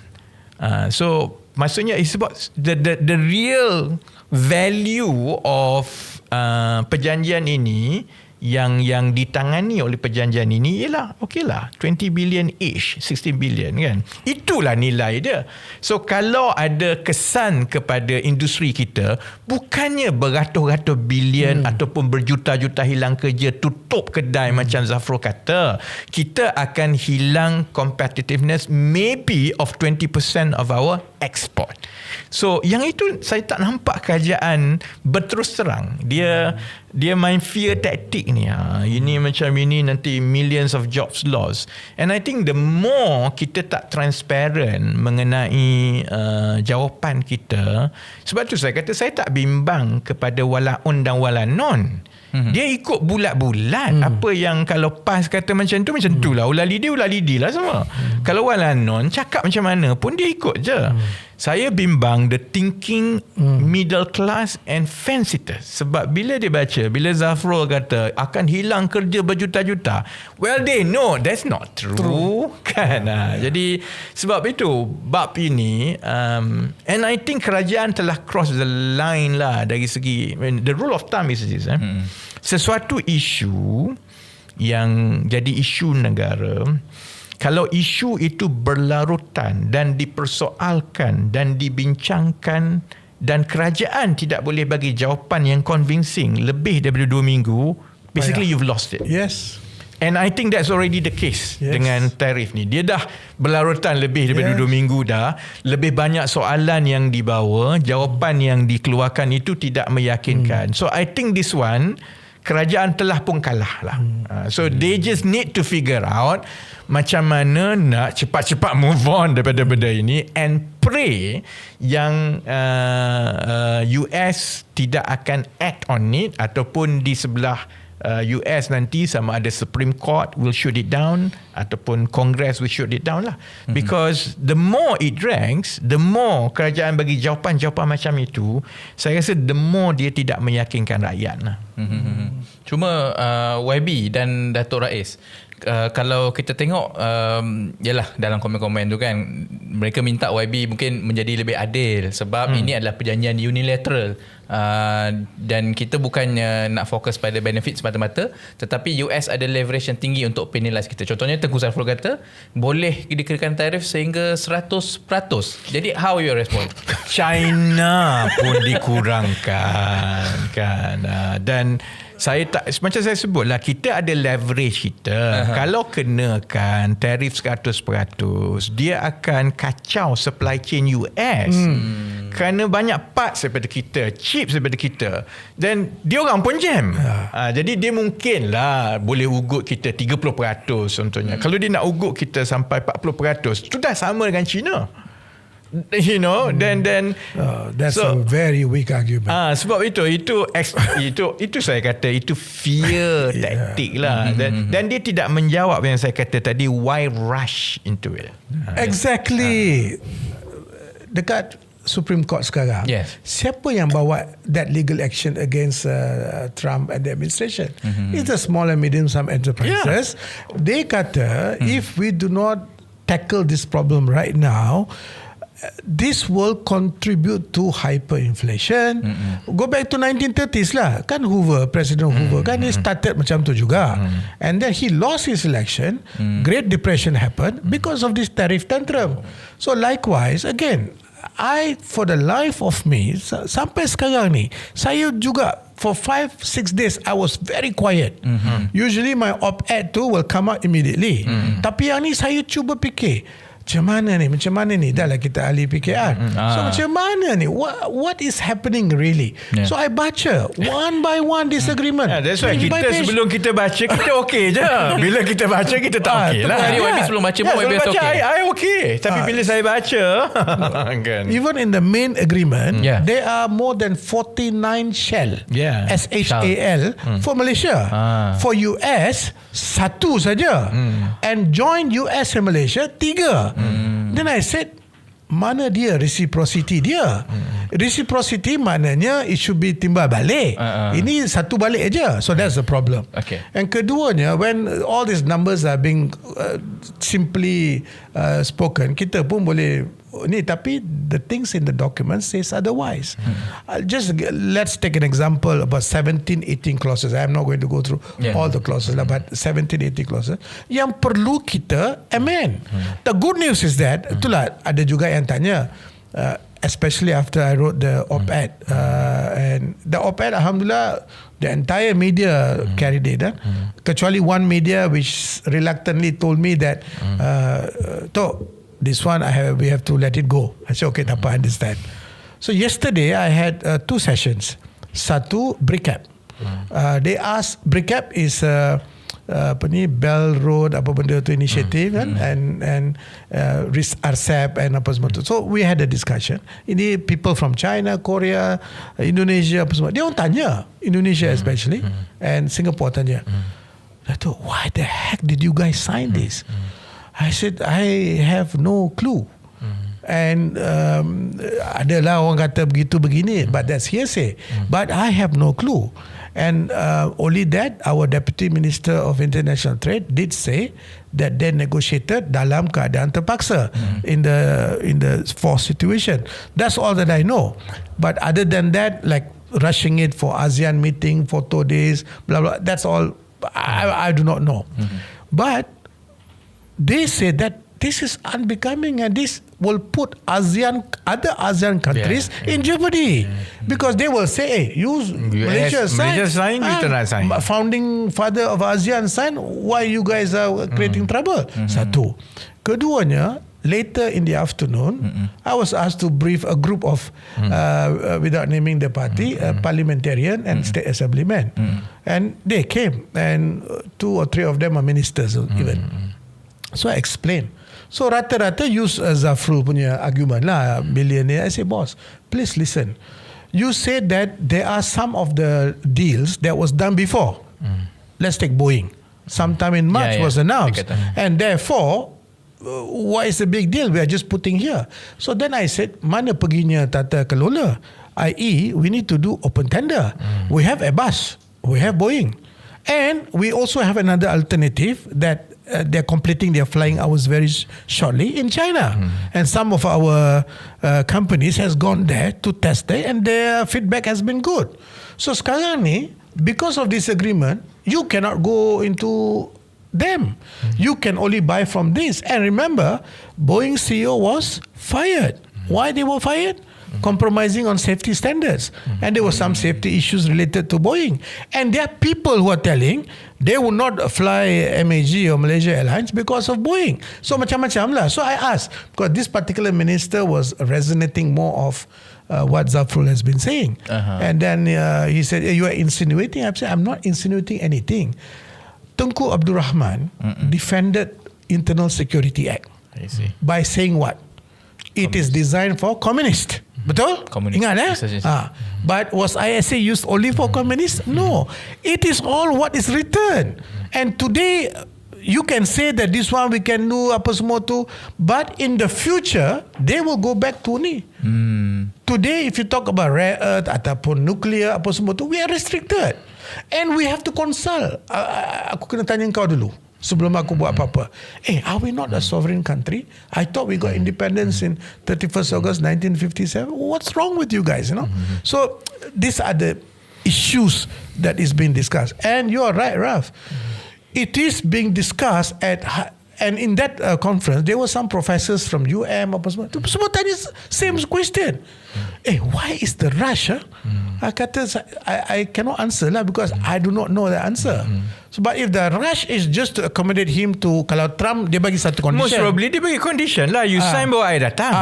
But the condition was, that was war-warkan, was Cambodia, Thailand peace treaty must be signed. Walaupun dah sign dulu dah. Ini resign balik. Dia macam yang apa yang Borneo Highway tu benda tu. what was the highway? Pen Borneo.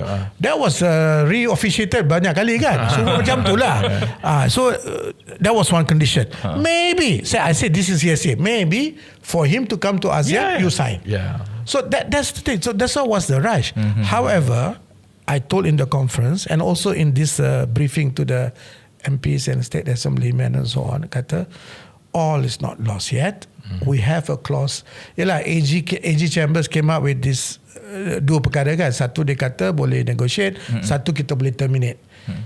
In my op-ed, I bagi 3. Satu, do nothing, which is not possible. We cannot simply do nothing and agree to this Kunta Kinte agreement. Secondly, invoke clause 7.3 and minta amendment and modification when there's justifiable and reasonable. And number 3, terminate. Terminate is not an option because I do not believe you want. We didn't sign the agreement with Burundi. We signed the agreement with the second largest economy. I always believe China is the largest, second largest economy, and one of the superpowers of the world. You nak main-main dengan dia. Granted, Trump has issues back in the US. Yang Supreme Court is a big issue. Yesterday, I was following live the conversation that is being had in the court. Dia tak bagi nampak muka lah. Dia bagi nampak dia punya live discussion kan. Rata-rata, even the conservative judges are totally against it. And if that is true, and then the government shut down the US, and then the spate of victories of the democracy with Mamdani and that Indian Muslim lady somewhere. So you are rightfully asking the right question. Why the rush? So the answer must be given by these people in power lah. Mengapa perlu kita tanda tangan ini? So katakan now is water under the bridge. Dah tanda tangan. Nak buat apa lagi? Invoke 7.3. But this time around, assemble a competent team. Legal, subject matter experts in nuclear, in REE, in telecom, semua tu. Relook. First letter must go out to the US mengatakan we are invoking 7.3.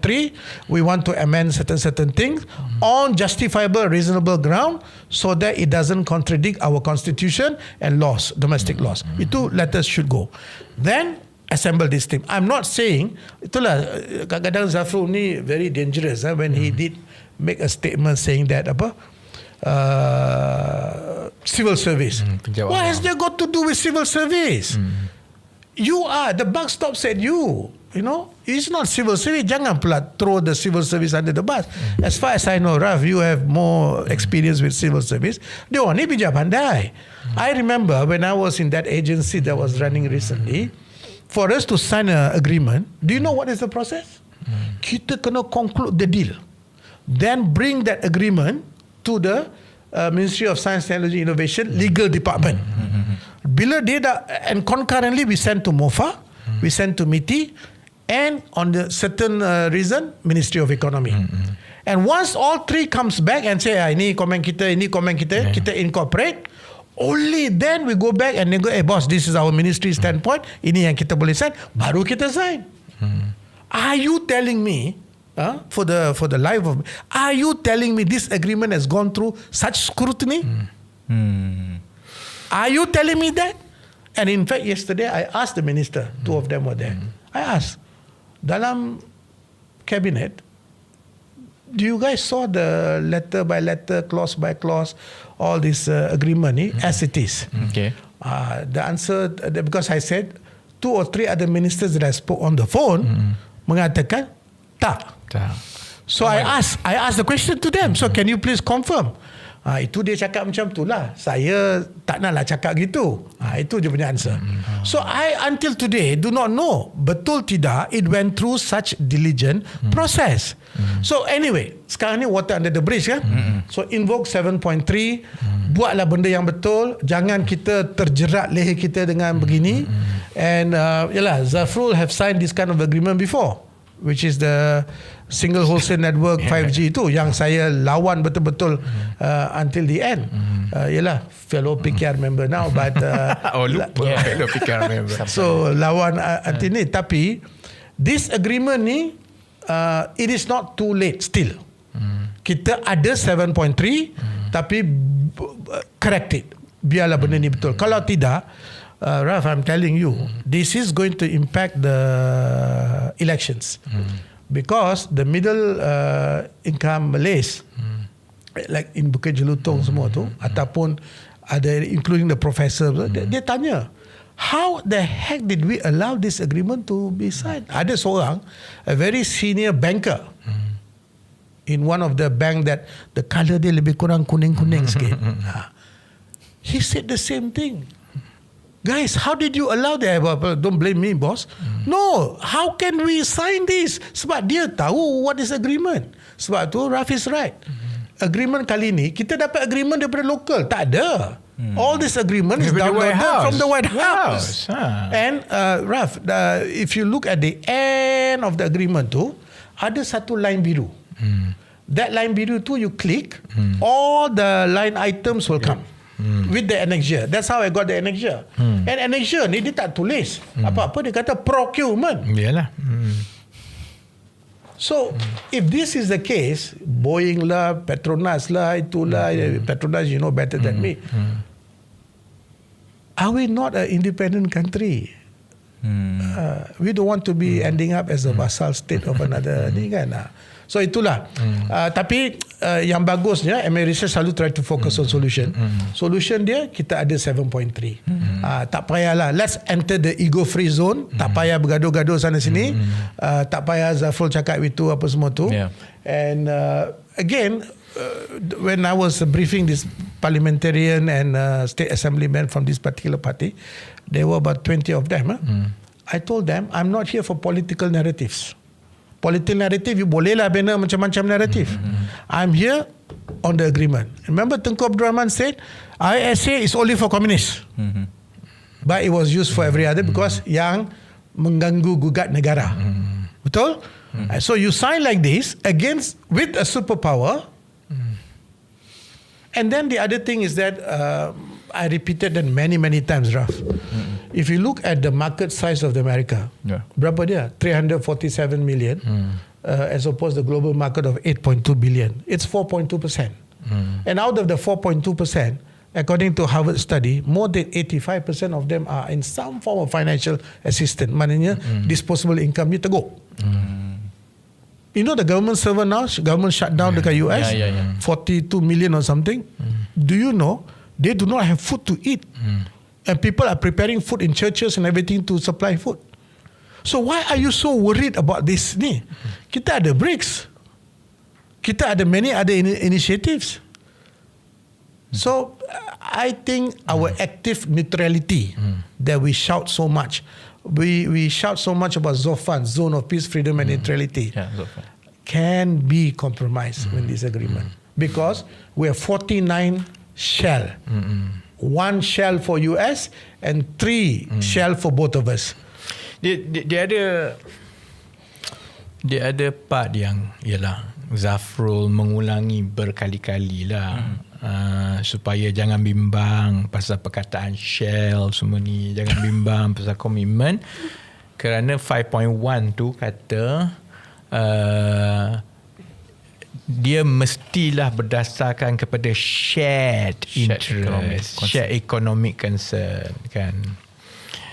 So saya adalah kawan-kawan yang American. Saya juga ada kawan-kawan yang tak pernah balik Malaysia, duduk kat Washington daripada graduate sampai sekarang lah, dah berpuluh tahun. So I have friends in Washington yang kerja semua ni kan. You know the joke is, my friends selalu cakap lah, you know, if you belong at these American institutions semua kan, and all these middle class, upper class di New York, di Washington lah especially kan, they talk about every country as if it's their backyard. So bila Zafrul kata it's only when there is shared concern, anywhere in the world is a shared concern and interest to the US. Grenada pun, bukan Grenada. Apa Grenada ke? Grenada lah. Grenada pun is a barren land. Tak pasal-pasal bergaduh dengan Denmark.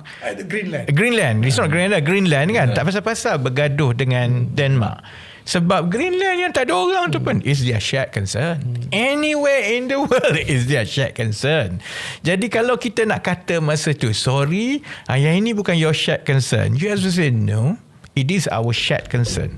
We want this because it is important to us. Masa tu, do you think that we have the strength to say, okay lah, terminate it? Kita pernah okay lah. Jadi I know the difficulty untuk balance berunding dengan US semua ni not easy. Bukan Zafrul seorang saja pernah merundingkan perjanjian dengan either negara lain ataupun corporation besar yang lain. All of us yang pernah ada pengalaman dan kajian pernah melaluinya. Jadi sebab itu, as best as possible, you tak nak ikat dalam perjanjian.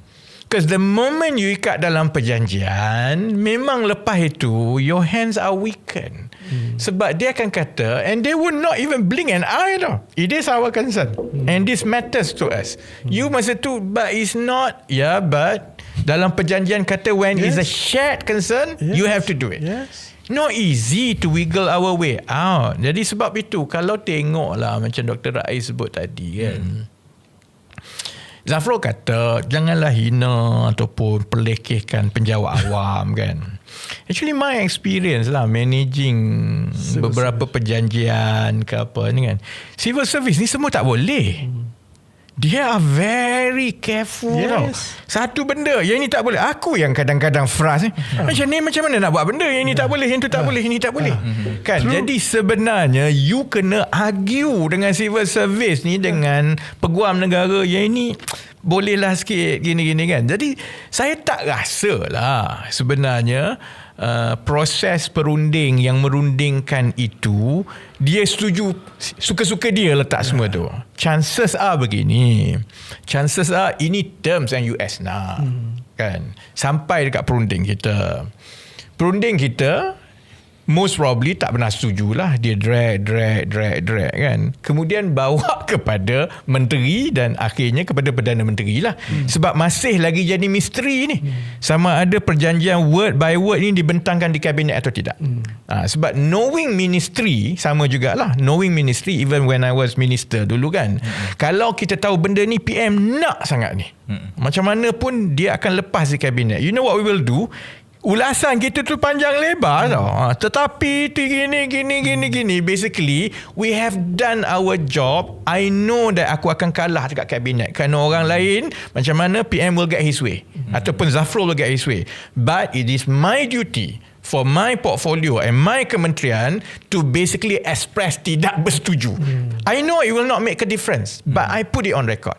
Kalau perjanjian ini telah go word by word, chances are banyaklah komen macam itu. Yang saya bimbang ialah tak ada word by word kan. Jadi going back kan, jadi maksudnya disampaikan Zafrul, ini perjanjian kita tak boleh nak bersetuju ataupun we need, dalam bahasa civil servant, we need your direction. That's the bit yang saya kata. Kalau perkara ini bersabit ataupun berkait dengan kehadiran Trump, well, the buck is at Zafrul dan juga PM. Because why do you bundle it? Sebab I don't think, for the life of me, I don't think civil servant bersetuju dengan benda ni. I agree. I don't think, knowing them, berpeluh. My experience, my limited experience, not as a minister ke apa, tidak, as a CEO of a GLC, I know the process. Tak ada. And I can give you one, I can also share another example.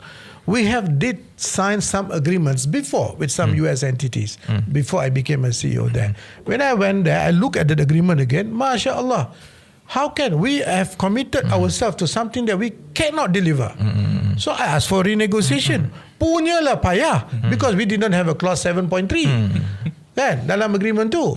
But it makes sense to them, because they are expecting for us to deliver the water, the electricity, apa semua tu within a very short span of time. I'm talking about data centers. Sampai kita nak sikit pergi PMO. Sebenarnya PMO kena panggil je selalu. And then we prepare a report. And this.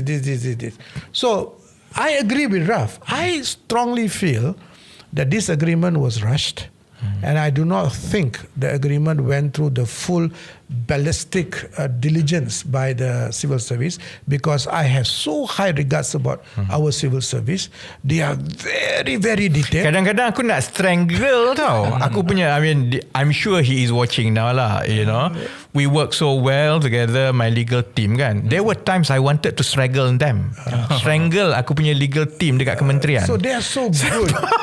Dia dengan selamanya, YB, yang ini saya nak kena maklumkan tanggungjawab saya. Kita tak boleh setuju. You know, kau kerja kau sebagai legal advisor aku, semua kau tak setuju. Macam mana aku nak buat kerja? But it's their job. I understand it's their job. So you kena, okay, what's the work around it? What's macam ni? Sebab you nak, but I have never met peguam legal advisor dalam kerajaan ni yang setuju even benda yang mudah. If anything, kadang-kadang kita gaul kepala because I hate this bureaucracy. So for something like this, I don't think any legal guy dalam kerajaan bersetuju tau. So what I did was, macam semalam, I told that briefing, I said beginilah, we have 7.3, so we will do it. So what I'll do is, I will list out all the problematic clauses, about 18 to 19 clauses, the main agreement, 18 to 19 clauses.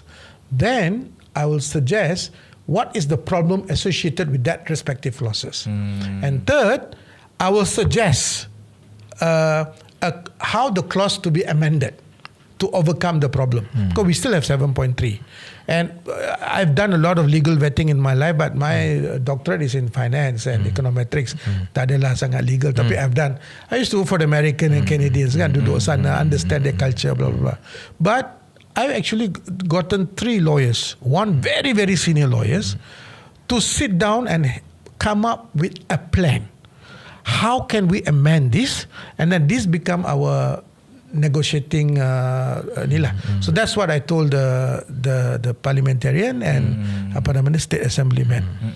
But even among them, ada seorang dua tu quite terbakan dengan Zafrul punya answers. You see, I have nothing personal against anyone, right? To me, is this. Kalau is in black and white, cast in paper as it is, and if we do not do anything, we are leaving behind an agreement that our future will be ni. But granted, there are some people who orang kata apa, saying that, but Rais, Trump will be there only for another 3 years, 4 years. And after Trump, maybe the whole thing changed. Why are we so gung-ho? The next 3-4 years ni, a lot of things can happen, boss. And technology these days, let's take an example. Macam di Malaysia, kalau kita nak review curriculum, will take 2 years, 3 years. China, 3 months, 6 months. Because technology moves so fast. Remember AI? AI generative AI, agentive AI, and super intelligence. So fast. Millions in GPU power. So I said we cannot afford this. Then they kata, what about in the US, the Supreme Court is like this, the Congress, the Senate is. Hey boss, you are trying to explain what you did by externalizing the factors. Tak boleh macam tu. You have to sign the agreement based on what is in the best interest of your country. So that was my pitch to them lah. Yang jenis yang orang kata trying to menegakkan benang yang terlampau basah.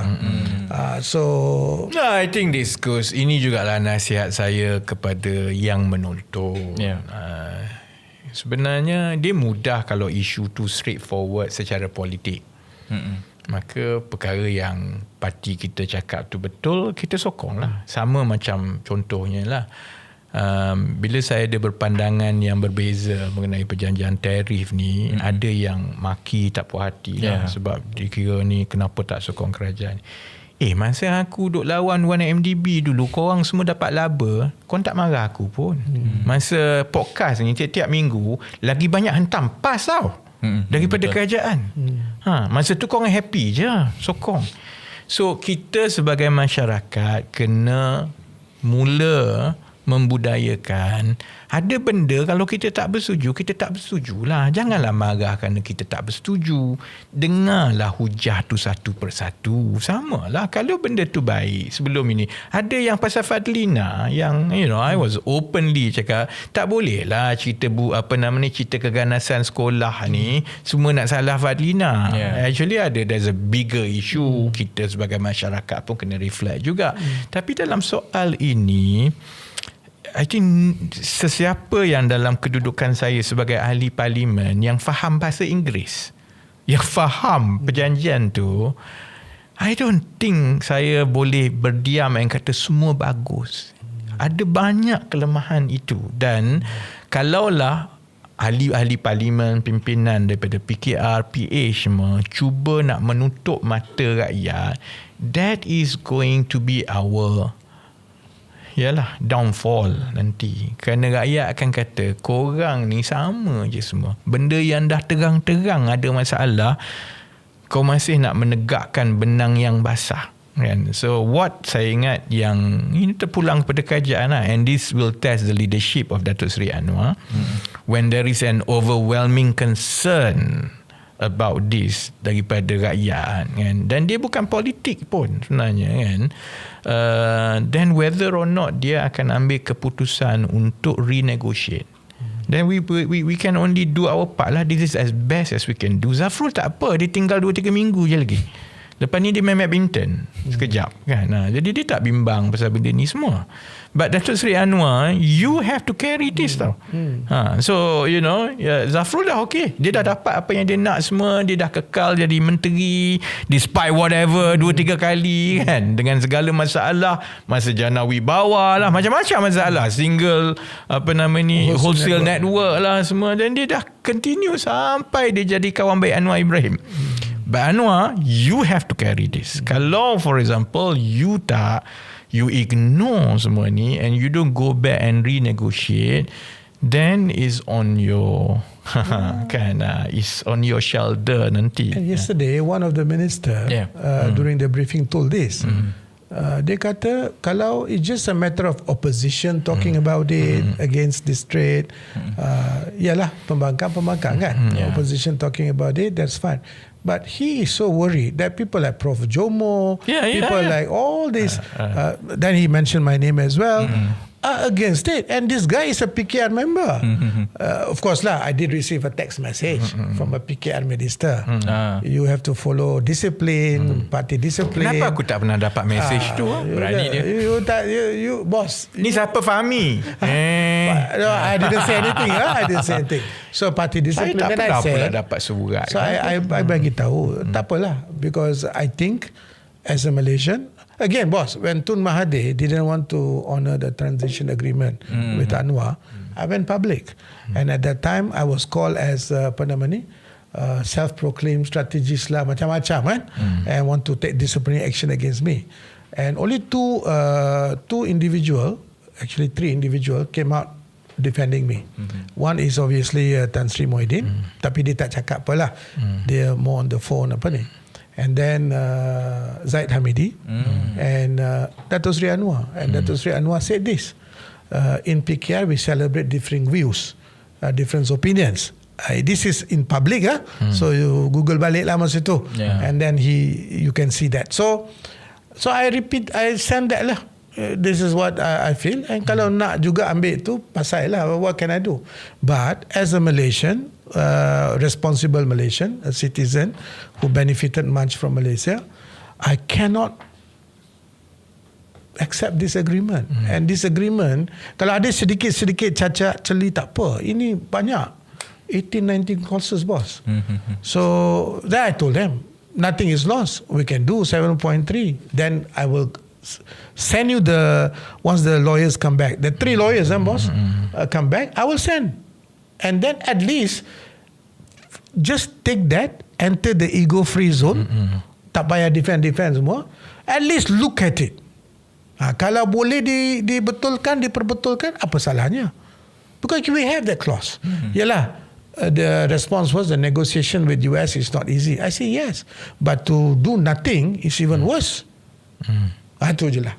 Anyway, 2 hours and 5 minutes. Kita 2 hours lebih dah. Kita ke next. Ada lagi yang keras. I think berkaitan dengan ini dah berkaitan lah kan.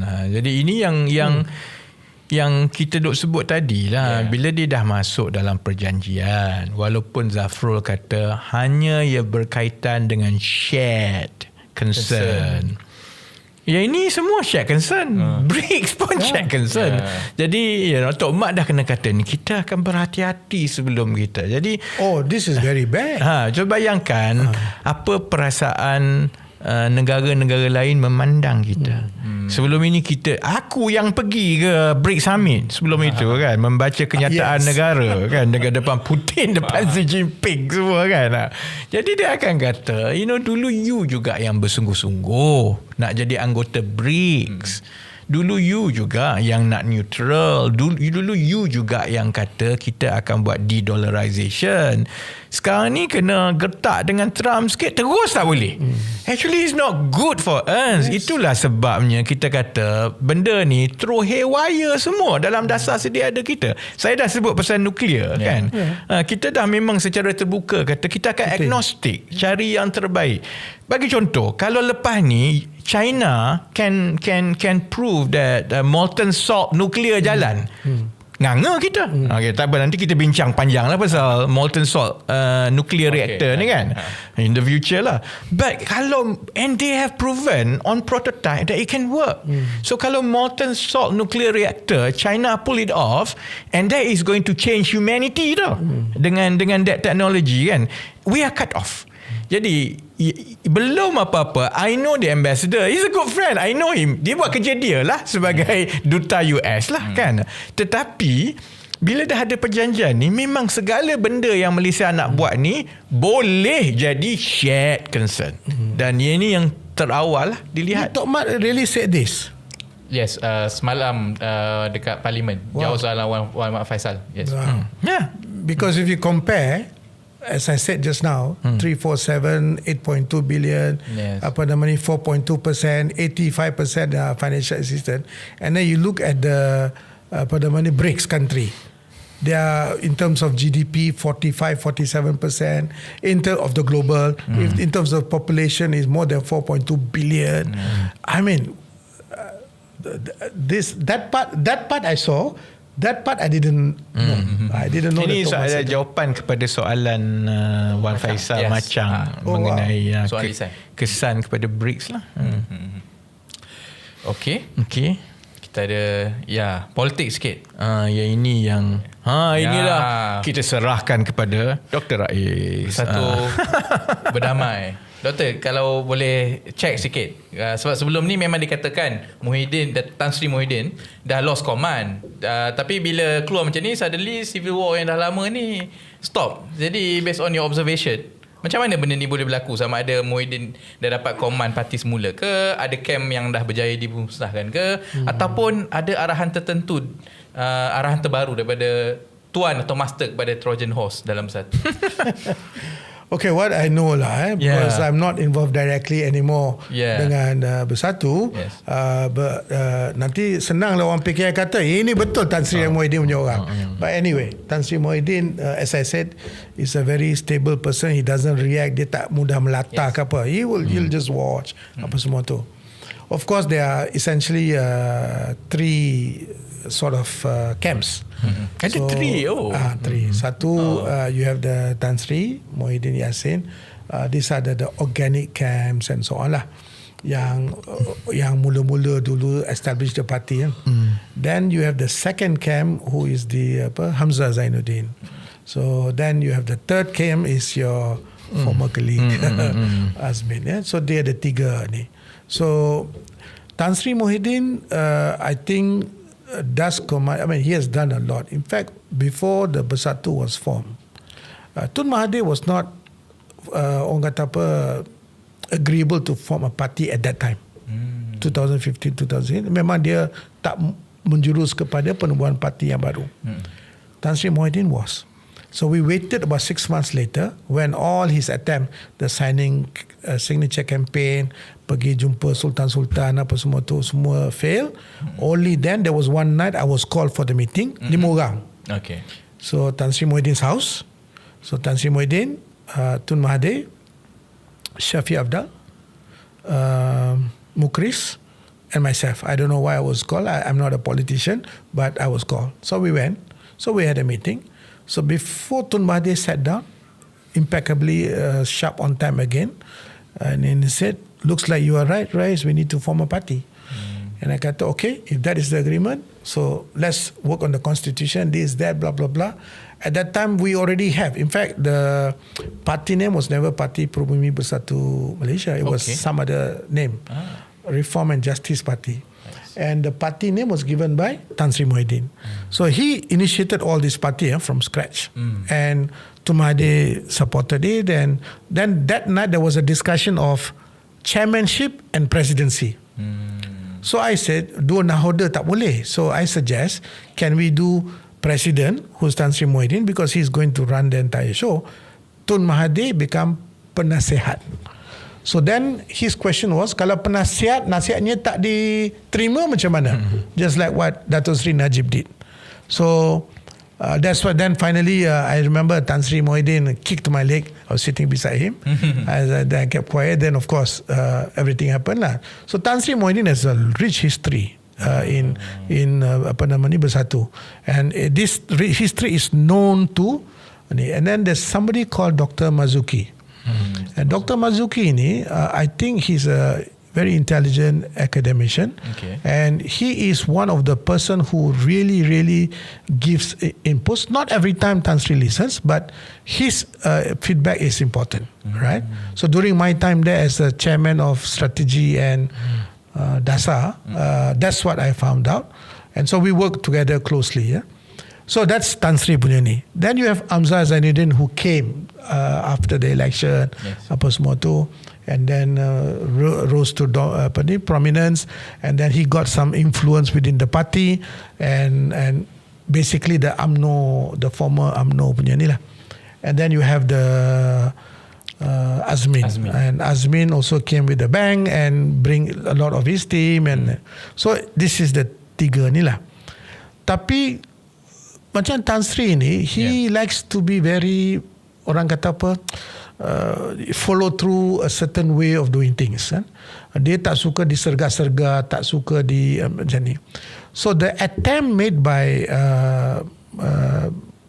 even though Dato' Sri Hamzah Zainuddin says many times he didn't do anything, saya loyal apa semua tu, tapi all his stalwarts below him, chief but among these people used to be Tan Sri Muhyiddin. Yeah. Kan? So one Saiful, one Faisal. One Saiful, he's quite a Machiavellian politician. So when he sees something is not need, so a lot of the things, even I'm the one who brought one Saiful into Bersatu anyway. So I realized this a little bit later, that is quite Machiavellian, and not wrong, because a lot of politicians are Machiavellian anyway. Tun Mahathir is a good example of a Machiavellian, extraordinary. So I think they see that maybe Tan Sri is slowing down, and then they always invoke PAS. Pakai PAS punya nama like no other. For instance, the decision to appoint Dato' Sri Hamzah Zainuddin as the Ketua Pembangkang, it is not entirely PAS. Because Tan Sri has his own view, and he felt that Hamzah can provide that leadership as in the parliament. Remember, Hamzah's strength is not a leadership strength. His strength is operator. He is a par excellente operator. He can do a lot of things, right?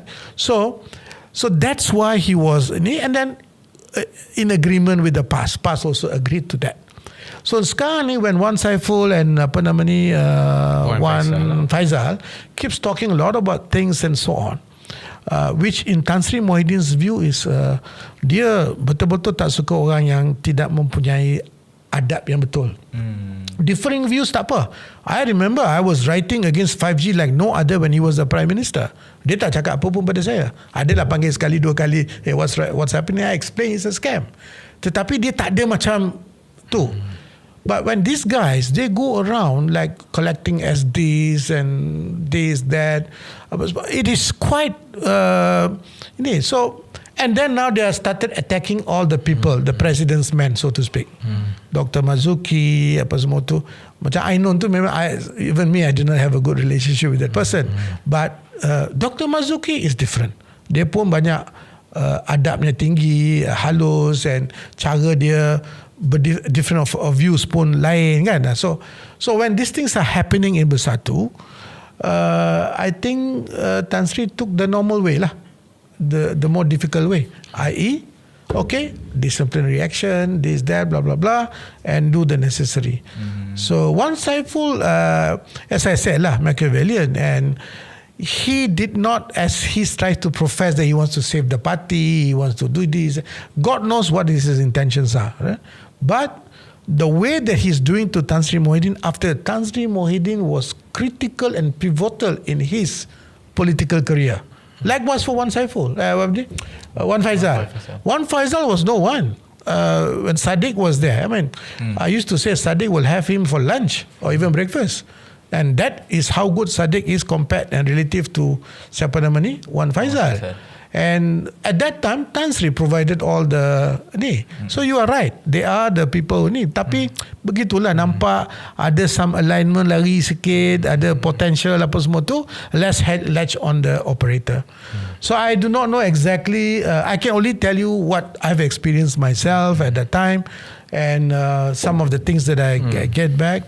Macam Dr. Mazuki, at one time he was very, very upset with me because I write in op-eds, especially after the GE 15, when I explain how almost they become the government almost, and how they won a lot of seats based on data science and economics, not hearsay ke apa tidak. So but these guys are all jenis yang ada adab, ada cara halus ni kan. And Tan Sri Mohideen pun, dia tak mudah melatah. You cakap lah apa yang nak cakap. I'm not talking about anything other than that. In terms of politics, dia memang tak mudah melatah. And that's why I don't rule him out. Yeah, but okay, coming back to this kan, Bersatu Berdamai ni kan, dia sebenarnya jadi ialah interest masyarakat ni atas dua perkara yang berlaku. Satu, SD tu kalau dilaporkan is about 80% of bahagian.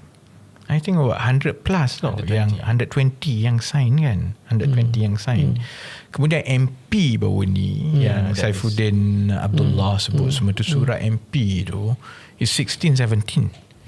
Jadi maksudnya whatever Tan Sri Mohideen is, at least di mata rakyat dan di mata orang lain, sebenarnya dia dah hilang command parti ni. Kalau Hamzah yang operator boleh berjaya dapatkan lebih 120 SD minta dia hand over kepada Hamzah. Kalau MP daripada yang ada 20 lebih ni 16 and some yang kata tak sign tu pun kononnya bersetuju juga. I think dia sebut Putrajaya. So how is he going to navigate this? The SD, what I was told, is essentially not to ask him to go. It is more like asking him to define the transition. So define the transition. So bukannya ask him to go. The MP sebenarnya lain sikit. There's a combination of two factors, transition and ask him to give way to Hamzah. I think that is because motivated by Azmin punya move. You know how. So maksudnya yang memecat Wan Saiful dengan WAF ni ialah Azmin. Well, they went through the disciplinary committee, and during my time there, the disciplinary committee is very, very impartial, and I do not know how and who is the chairman. No, sekarang ni Razimanan, who is Razimanan, the former Perak Pak Mentua Peja. kepada Peja. Yeah. So okay, so last time it was different person. Last time Megat Najmuddin.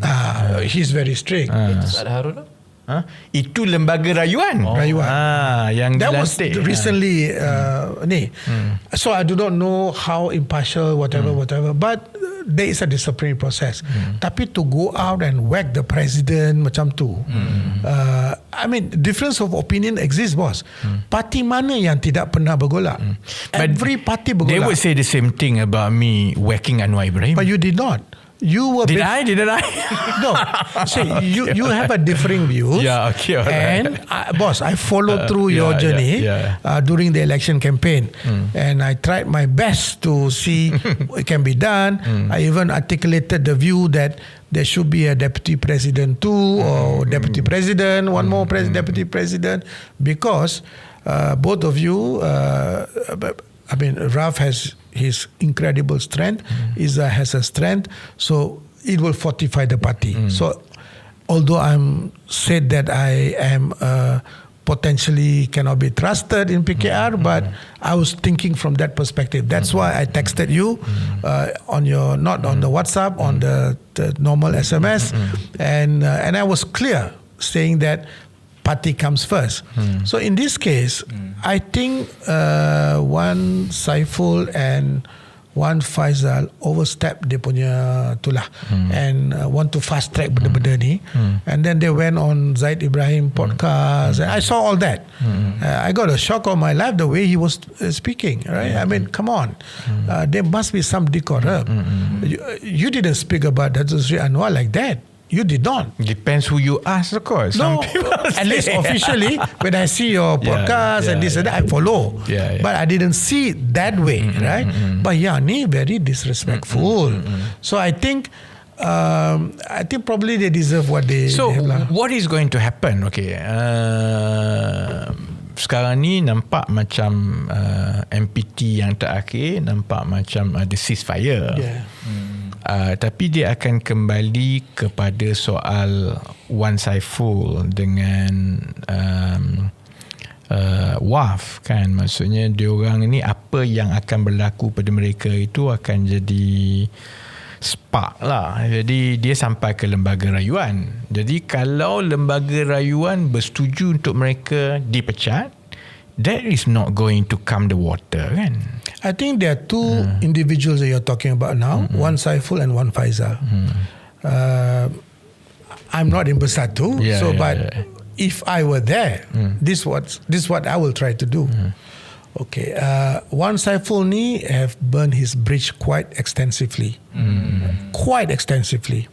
One Faizal ni still young and potential maybe reduction of the suspension to from 1 year to certain period of time. Dia digantung lama mana? Satu penggal? Setahun. So maybe and then there will be a rediscussion on the transition plan. And if I were Bersatu again, I will say that to face the elections, the forthcoming elections, either next year or the year after next, you need someone who can lead the group. And who do you see in PAS? So somebody was talking about Dr. Ahmad Samsuri. Who do you see in Gerakan? Nobody. Who do you see in other parties? Who do you see in MCA? Tak ada. Who do you see in MIC? Tak ada.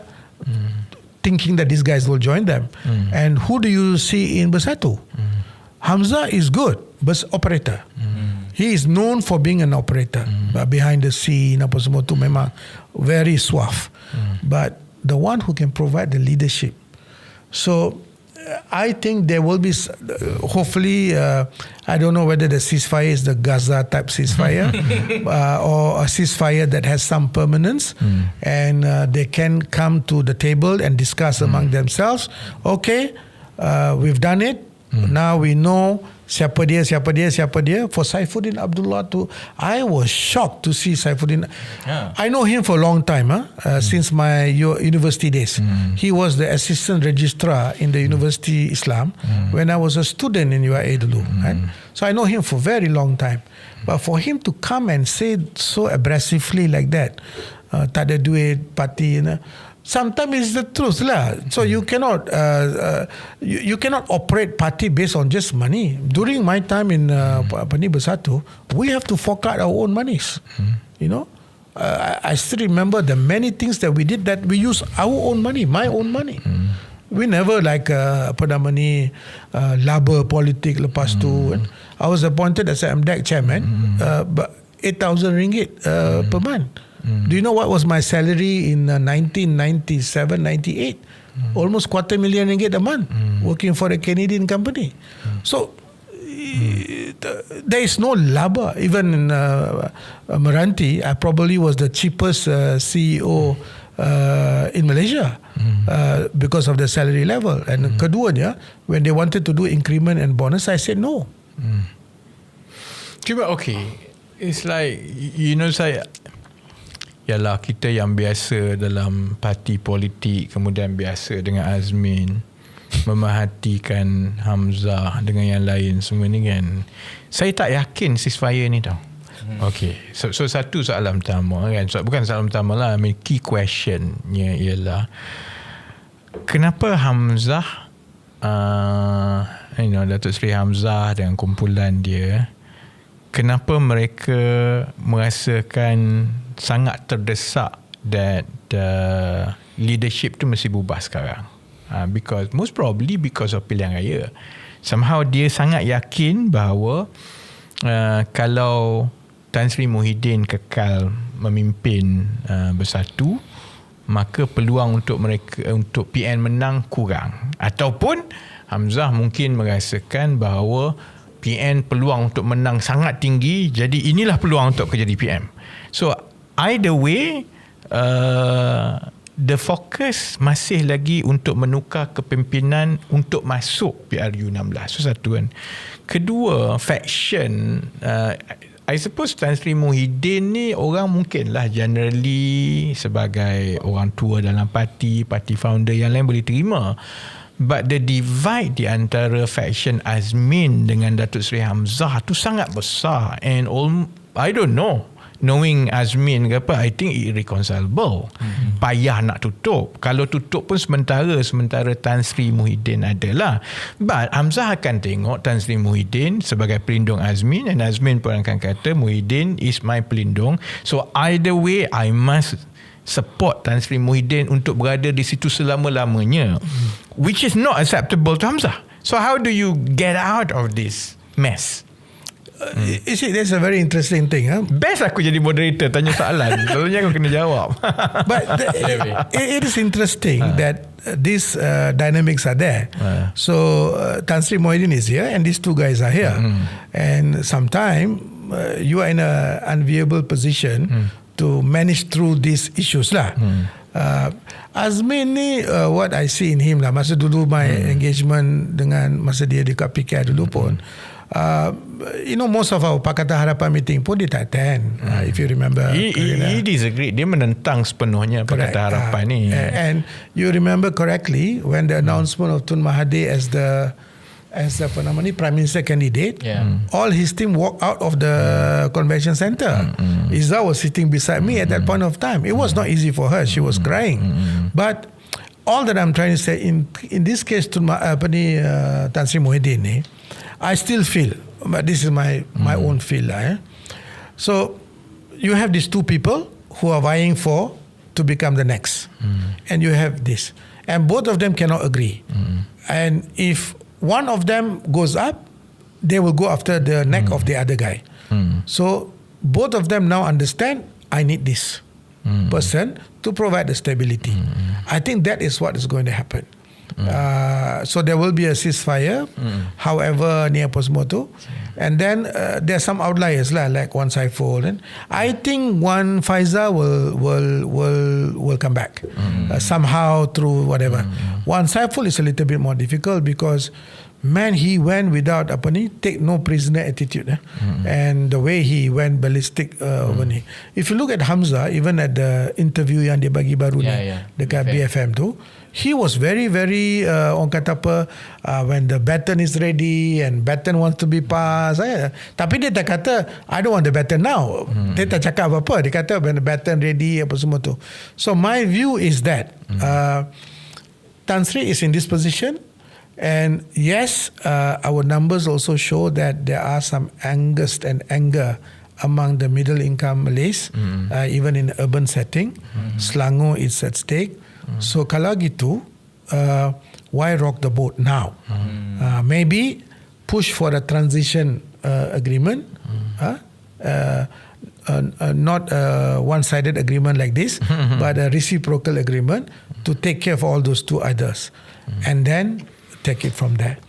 I think that is what probably Tan Sri will do. This guy, Tan Sri is tak mudah melata. He will take it slowly and then he has good. Again, he is also like many other prime ministers, always surrounded and ring fenced by some people. Dia pun ada. Tapi he does have people like Dr. Marzuki.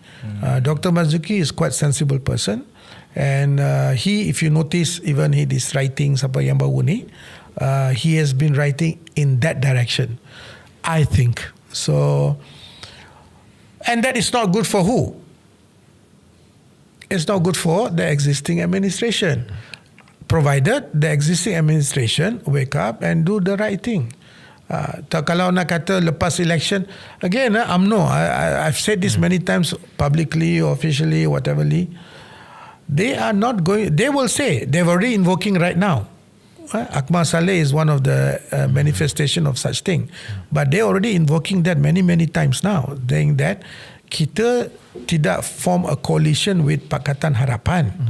We are in the government unity at the behest of the Tunku Sultan, the YDPA, and that's it. And with these reported possibilities, Khairi Jamaluddin and Sharil Hamdan coming back to UMNO, so UMNO will want to chart their own way, and then after election they will decide lah what to do. Siapa ada yang paling banyak nombor apa semua tu. So I think the next election is going to be quite any, and with Zohran Mamdani punya victory juga, possibly they also give some ideas to independent candidate. In the history of Malaysia, seorang saja yang pernah menang gitu, Syarif Samad lah. Yang selain daripada tu, independent selalunya Sabah, Sarawak. Again, Sabah, Sarawak is totally different dynamics and mechanism. Dekat sini lain. So in Peninsula ni lain sikit. So independent staff. But with Mamdani punya victory ni, maybe people start thinking we need somebody who's smiling, who talks the right thing, making New York affordable again for the many. That's Izzah dah ada pun. Well, yalah, you jangan smiling. Betul lah kan. Sorry, okay. I like to pull people's legs. YB cuma dalam posting YB ada kata nak sambung cerita tentang Trojan Horse. Tak payah aku, dah malam kau gila lah. Dah 2 jam setengah. Trojan Horse dekat mana? Tak adalah. Sekarang serangan kepada Azmin ialah dia ni Trojan Horse kan. Tapi saya dah jawab dulu. I mean, if you put yourself, kalau kita berada di dalam kedudukan anggota Bersatu yang tidak bersetuju dengan Azmin lah, mereka akan katalah dulu ada kes safe house, apa jadi, kemudian yalah ada berita kata ada laporan yang mengesahkan video, berita tu dah ada, kenapa tidak ambil tindakan. Jadi dia akan jadi logik lah. Perkara itu akan terus mengheret Bersatu lah. Yang sebab tu saya tak yakin macam mana factional ni boleh diselesaikan dalam keadaan not easy. itu. And that issues, especially the first issue, was prevalent during Pakatan Harapan 1.0. Masa tu tak cakap apa pula. Wan Saiful tak cakap apa pula. So why suddenly now? So the sincerity ni kita boleh start thinking lah, and you need to reflect on that. So itulah politician ni kadang-kadang they are diapers tau. Need to change. Bagus lah. Kalau tak ada semua ni, macam mana kita nak cari point untuk podcast? Kasih Wan Saiful dan kawan-kawan. Baik, itu saja untuk Hidup Ni Keras. Kita ada segmen yang kita nak sambung ke? Dah 2 jam setengah. Maybe kalau last Zohran Mamdani sikit, kalau nak boleh je minggu depan ke apa semua. Tak mati. Sebab kalau saya jadi penonton sekarang, aku dah baling. Yalah, paling lama lah so far. Dah lama. Sebenarnya ini politician lah, dia salahkan penonton. Sebenarnya aku nak balik. Gila dah lama ni kan. Kita jumpa minggu depan lah. Baik. Kan. Itu je lah. Kita boleh salah sebab kita bincang panjang tadi pasal perjanjian dan pasal tu. And I think sebab ialah Dr. Rais dengan pengalaman yang ada tu, that adds value more to that lah daripada yang we did spoke about Mam Dani anyway. Kita pun kita sebab saya check social media setiap hari share 7 ke 8 tentang dan saya ingat semua orang duk Google Mam Dani sekarang, semua dah tahu banyak lah kan. I like the guy, the way dia punya campaign tu is very good. I think there's something that we can learn. Cuma kita orang tak boleh rap dia boleh rap kan. Betul. Okay kot lah. Okay YB, thank you so much Datuk Dr. Hussin Rais Hussin. Kau apa dah malah. Kalau ya pun esok nak pergi buka kedai. Saya tak sabar nak cuci pinggan. Thank you so much. Alright, Datuk. thank you. Kita jumpa lagi Datuk, InsyaAllah. Kepada yang lain, tolong share. Dan esok seawal 9 pagi datang beramai-ramai ke Kesum di Pantai Indah. Letih ni tau. Ya, memang letih YB. Tapi okay YB, itu saja. Terima kasih Datuk, terima kasih YB. Kita jumpa lagi minggu depan. Selamat malam.